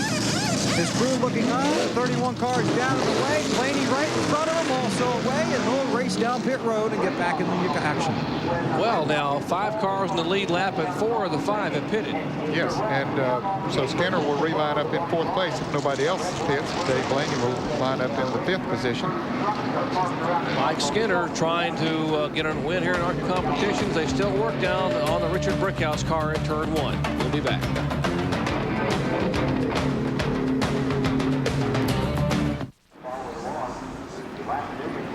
Back at Atlanta Motor Speedway, 10th caution flag of the day. Car spinning down in turns 1 and 2. Richard Brickhouse. Safety crews are on the scene there working with the Brickhouse car. And that caution flag giving Mike Skinner a chance to get back on the lead lap. He has pitted, as have Joe Bessie, Bob Hill, and Dave Blaney. 4 of the 5 cars on the lead lap have made pit stops. When we do go back to green, it will be a double file restart with only the lead lap cars on the outside. And we see that the safety crews, once again, for the 2nd time today, we're seeing using the jaws of life to get the driver out of the car, cutting the roof off the car.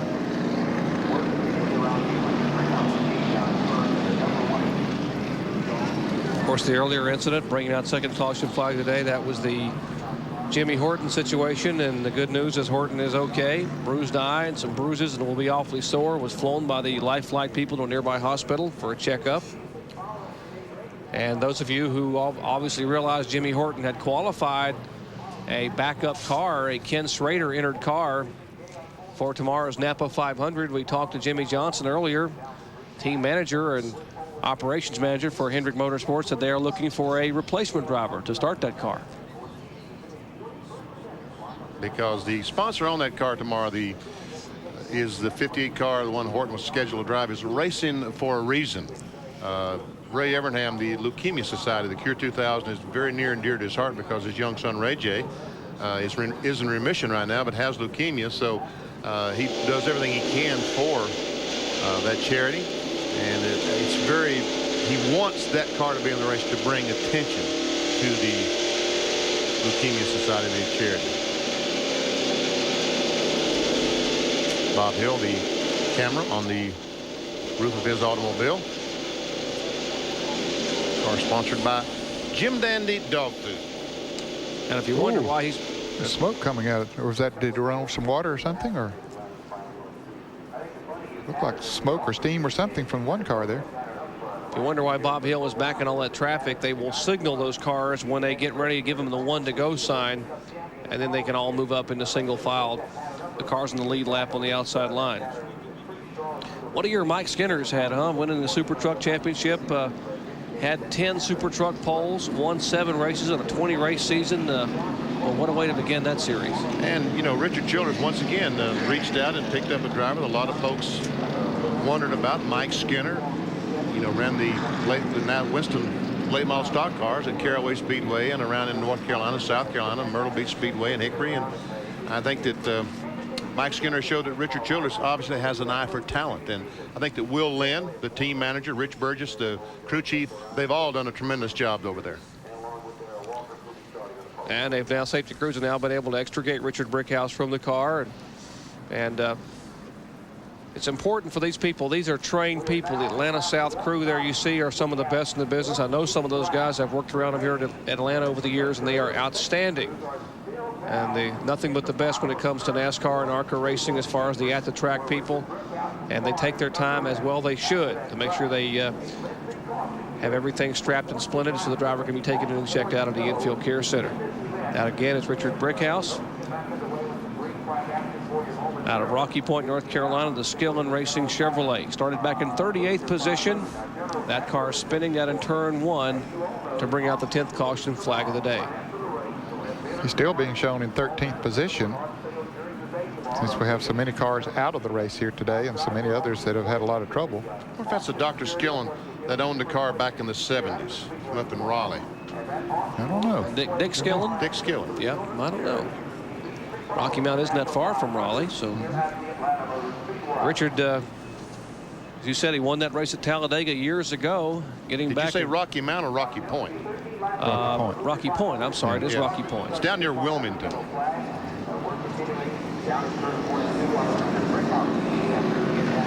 Got Andy Hillenberg coming back down pit road right now, and we're going to have a new champion for the ARCA series here very shortly. Andy Hillenberg is 1 lap down. Bobby Bowser is in 10th place, but he is 9 laps down, so the 8 laps difference. So when we go about 5 more laps here, or just really just a couple of more laps, Jerry, and he'll be the champion. Exactly. Lap 193, Andy Hillenberg will become the 1995 ARCA Bondo Mar-Hyde Series champion. And I know I have lunch almost every day with his crew, with Hillenberg and his crew, and boy, they've been working for this for the last month just as hard as they could. Andy opened up a new shop not too long ago in Harrisburg, North Carolina for the Fast Track Driving School, also to house his race cars. There's a look at Hillenberg in 6th position, who just about a lap and a half from now will become the ARCA Series champion. Now we're going to have to scurry away when this race is over. We've got horse racing coming up. America's Horse ESPN2 Racing Challenge from San Antonio, Texas. And Chris Lincoln will be there to host that horse race to you. We'll be back at 5 o'clock here, folks, and you'll be able to hear from the ARCA champion if it's Andy Hillenberg or Bobby Bowser, if he can pull it out. But we'll have an interview with that champion when we come back to Atlanta Motor Speedway at 5 o'clock. But when this race is over, we're going to go straight to San Antonio, Texas, and Chris Lincoln for America's Horse ESPN2 Racing Challenge. And while we're under caution and they get the track cleaned up, we'll take a quick break and come back for the final laps from Atlanta Motor Speedway. Stay with us.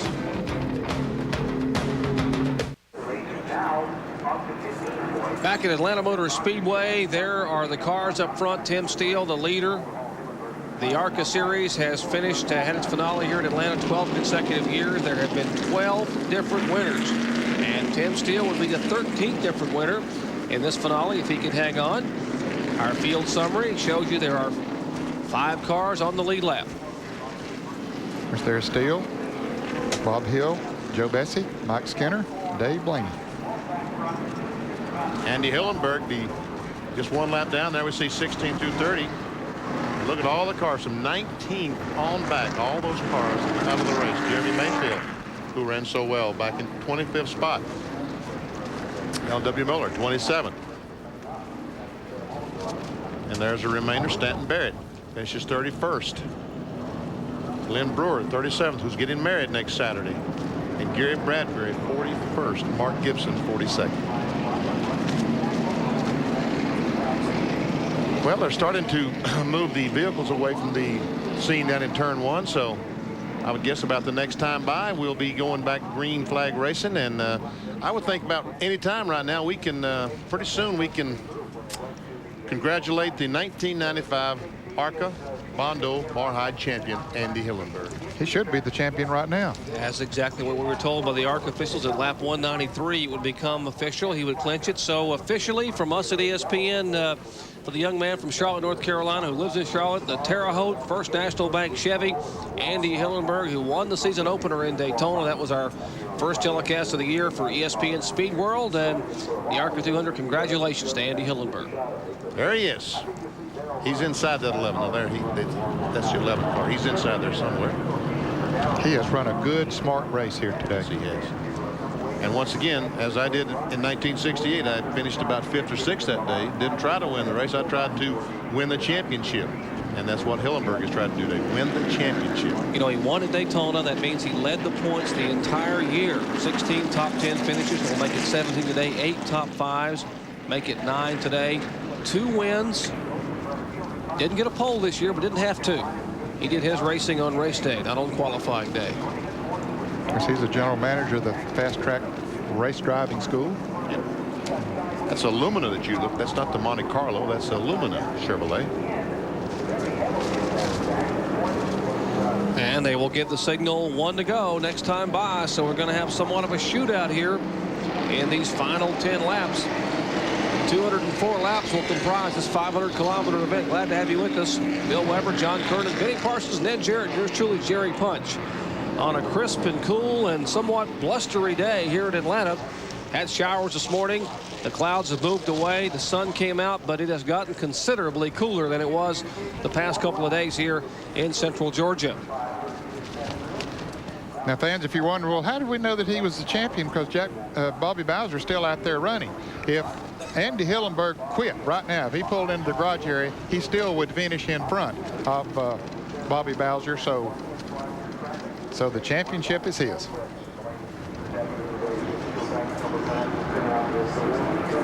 There we see Timmy Steele weaving his car back and forth, trying to get all the debris, all the little stones and pebbles off his tires, so when he goes in turn 1, he'll be able to grip the racetrack.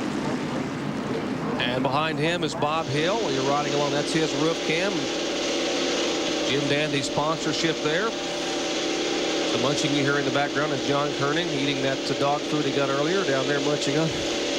But that was the subject of our track facts. Tim Steele the leader. Bob Hill in second. Bessie, then Skinner, then Blaney. 5 cars to lead lap for a 10-lap shootout here at Atlanta Motor Speedway. What a way to end the year in ARCA competition. I think this is going to be exciting, guys.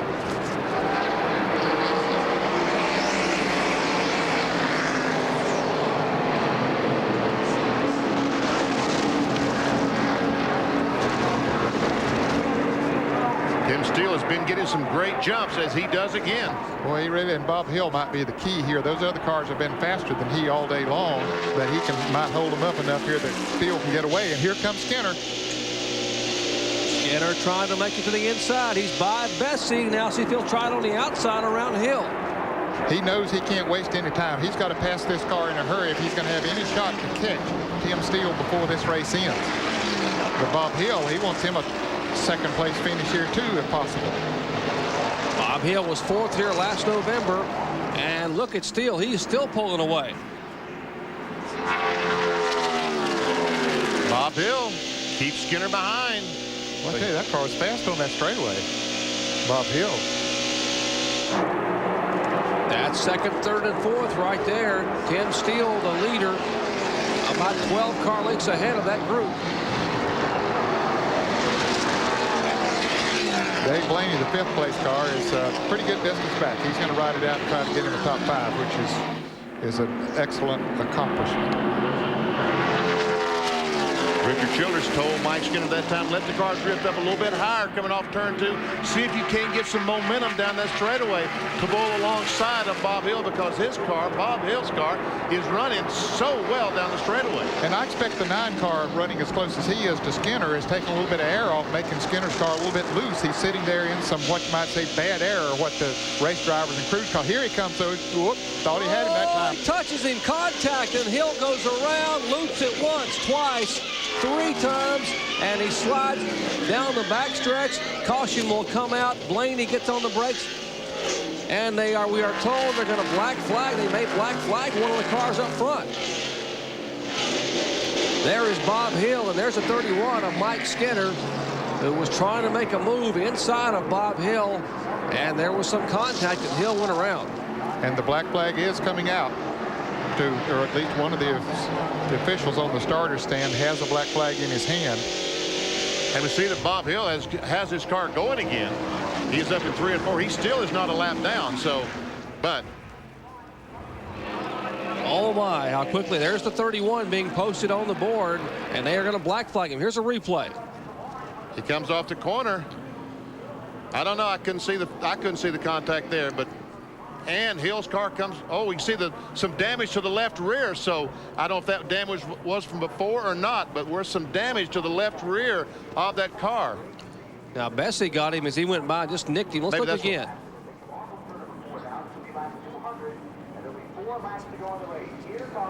I guess that's what happened. I guess Bessie is who hit the rear of the car. As he was going around, Bessie's Chevrolet just caught the edge and pulled some of the sheet metal. Hard to tell if there was contact. I couldn't see it. They're giving the 1 to go, and here comes Skinner down pit road to honor the black flag. Let's see, maybe we can see it from here. Boy, I'm not sure there was. It was awfully difficult to tell. You know, maybe taking the air off the spoiler would cause it to the back end to come around. Let's check into Skinner pits. Bill Weber with Richard Childers. And Richard, your car has been black flagged. He had a good race going. What had your view of this? The car was pushing off the corners, and he just pushed up. He said he touched him a little back there. That was racing, you know, it's the way it goes. Okay, and they have black flagged you. Your car sitting here on pit road behind you. Yeah. Okay, that's Richard Childers. Mike Skinner sitting here. The car still running. Less than 1 lap to go, being held by the ARCA official. And Mike Skinner will not win here today. Well, they're not contesting it, and Richard Childers said that Mike Skinner said he did touch him, so. Got to admire their honesty anyway. You see the ARCA official holding Mike Skinner, and said the car had a push. Remember, they put those fresh tires on. Now they're contesting who's where up front. Well, Bob Hill is, I mean, he can't pass those cars that are on the same lap with him, can he, Ned? I didn't think so. He's in the pits, I guess. Oh, yeah, okay. Yeah, he can do that. He can come down pit road. Caution is still out. Now they're waving the caution again. Now they turn the lights back on the safety car, and I guess they got to bring Hill down pit road to reset those flaps on top of the car. Jerry, they also got to put 4 tires on it. I mean, they had, as he spun back there, he had to flat spot the tires. And we talked about, then we see the damage to the left rear of the car. I guess that's when the 9 car went by. The right front tire is flat on that car. See, the right front is completely flat.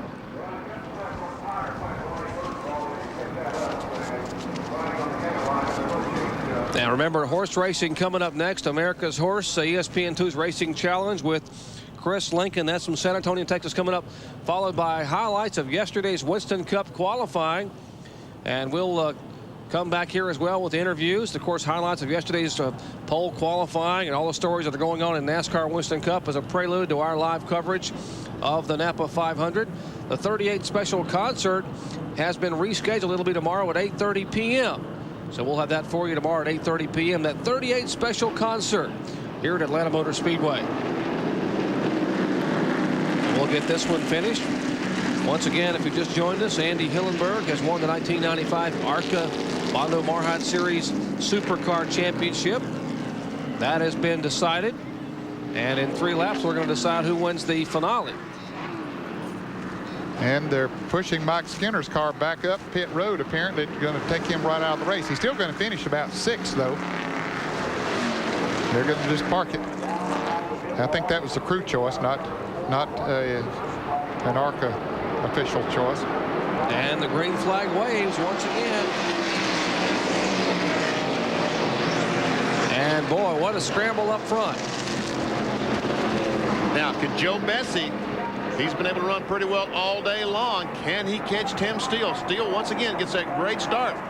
But the 80 cars, Dave Blaney, remember he spun earlier.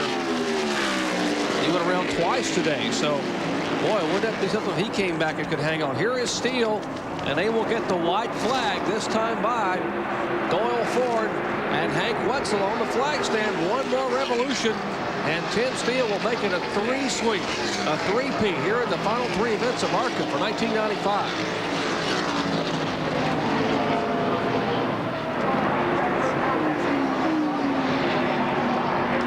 There's a look at the 1993 ARCA champion. Won at Winchester. He won at Salem.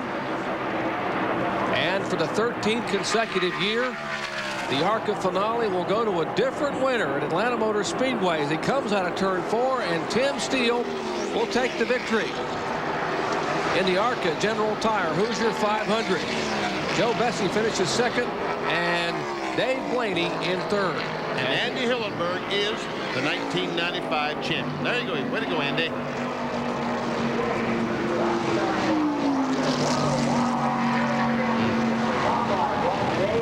And Andy gets him a top 5 finish here, finishes in 5th place to take the championship. And Bobby Bowser will finish 10th, 9 laps down. Hillenberg was, in fact, 1 lap down to the leader. The winner of the race, Tim Steele. So once again, we congratulate our winner, Tim Steele. We'll be back with more from Atlanta Motor Speedway after this.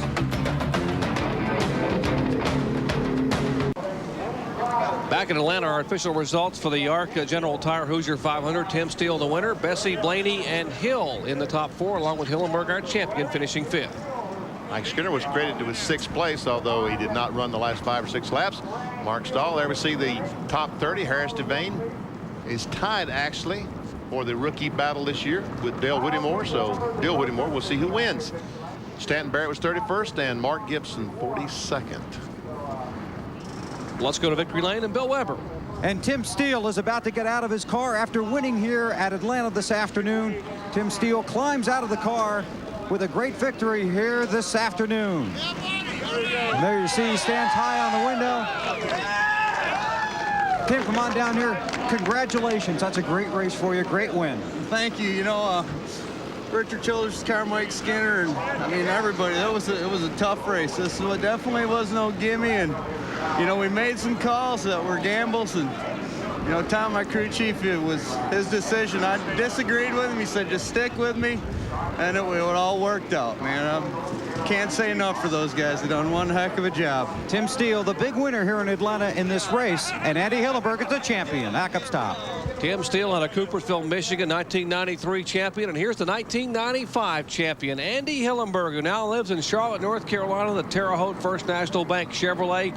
He started 10th and came home in 5th position, 1 lap down. And you think he's not a happy guy, guys? He is absolutely ecstatic. He is delighted. Coming up next, America's Horse, ESPN2's Racing Challenge from San Antonio, Texas. We'll go out there with host Chris Lincoln. And, of course, back here tomorrow, our live coverage of the Napa 500 NASCAR Winston Cup event. For Bill Weber, John Kernan, Benny Parsons, and Ned Jarrett, I'm Jerry Putz. Once again, congratulating Andy Hillenberg, the 1995 ARCA champion.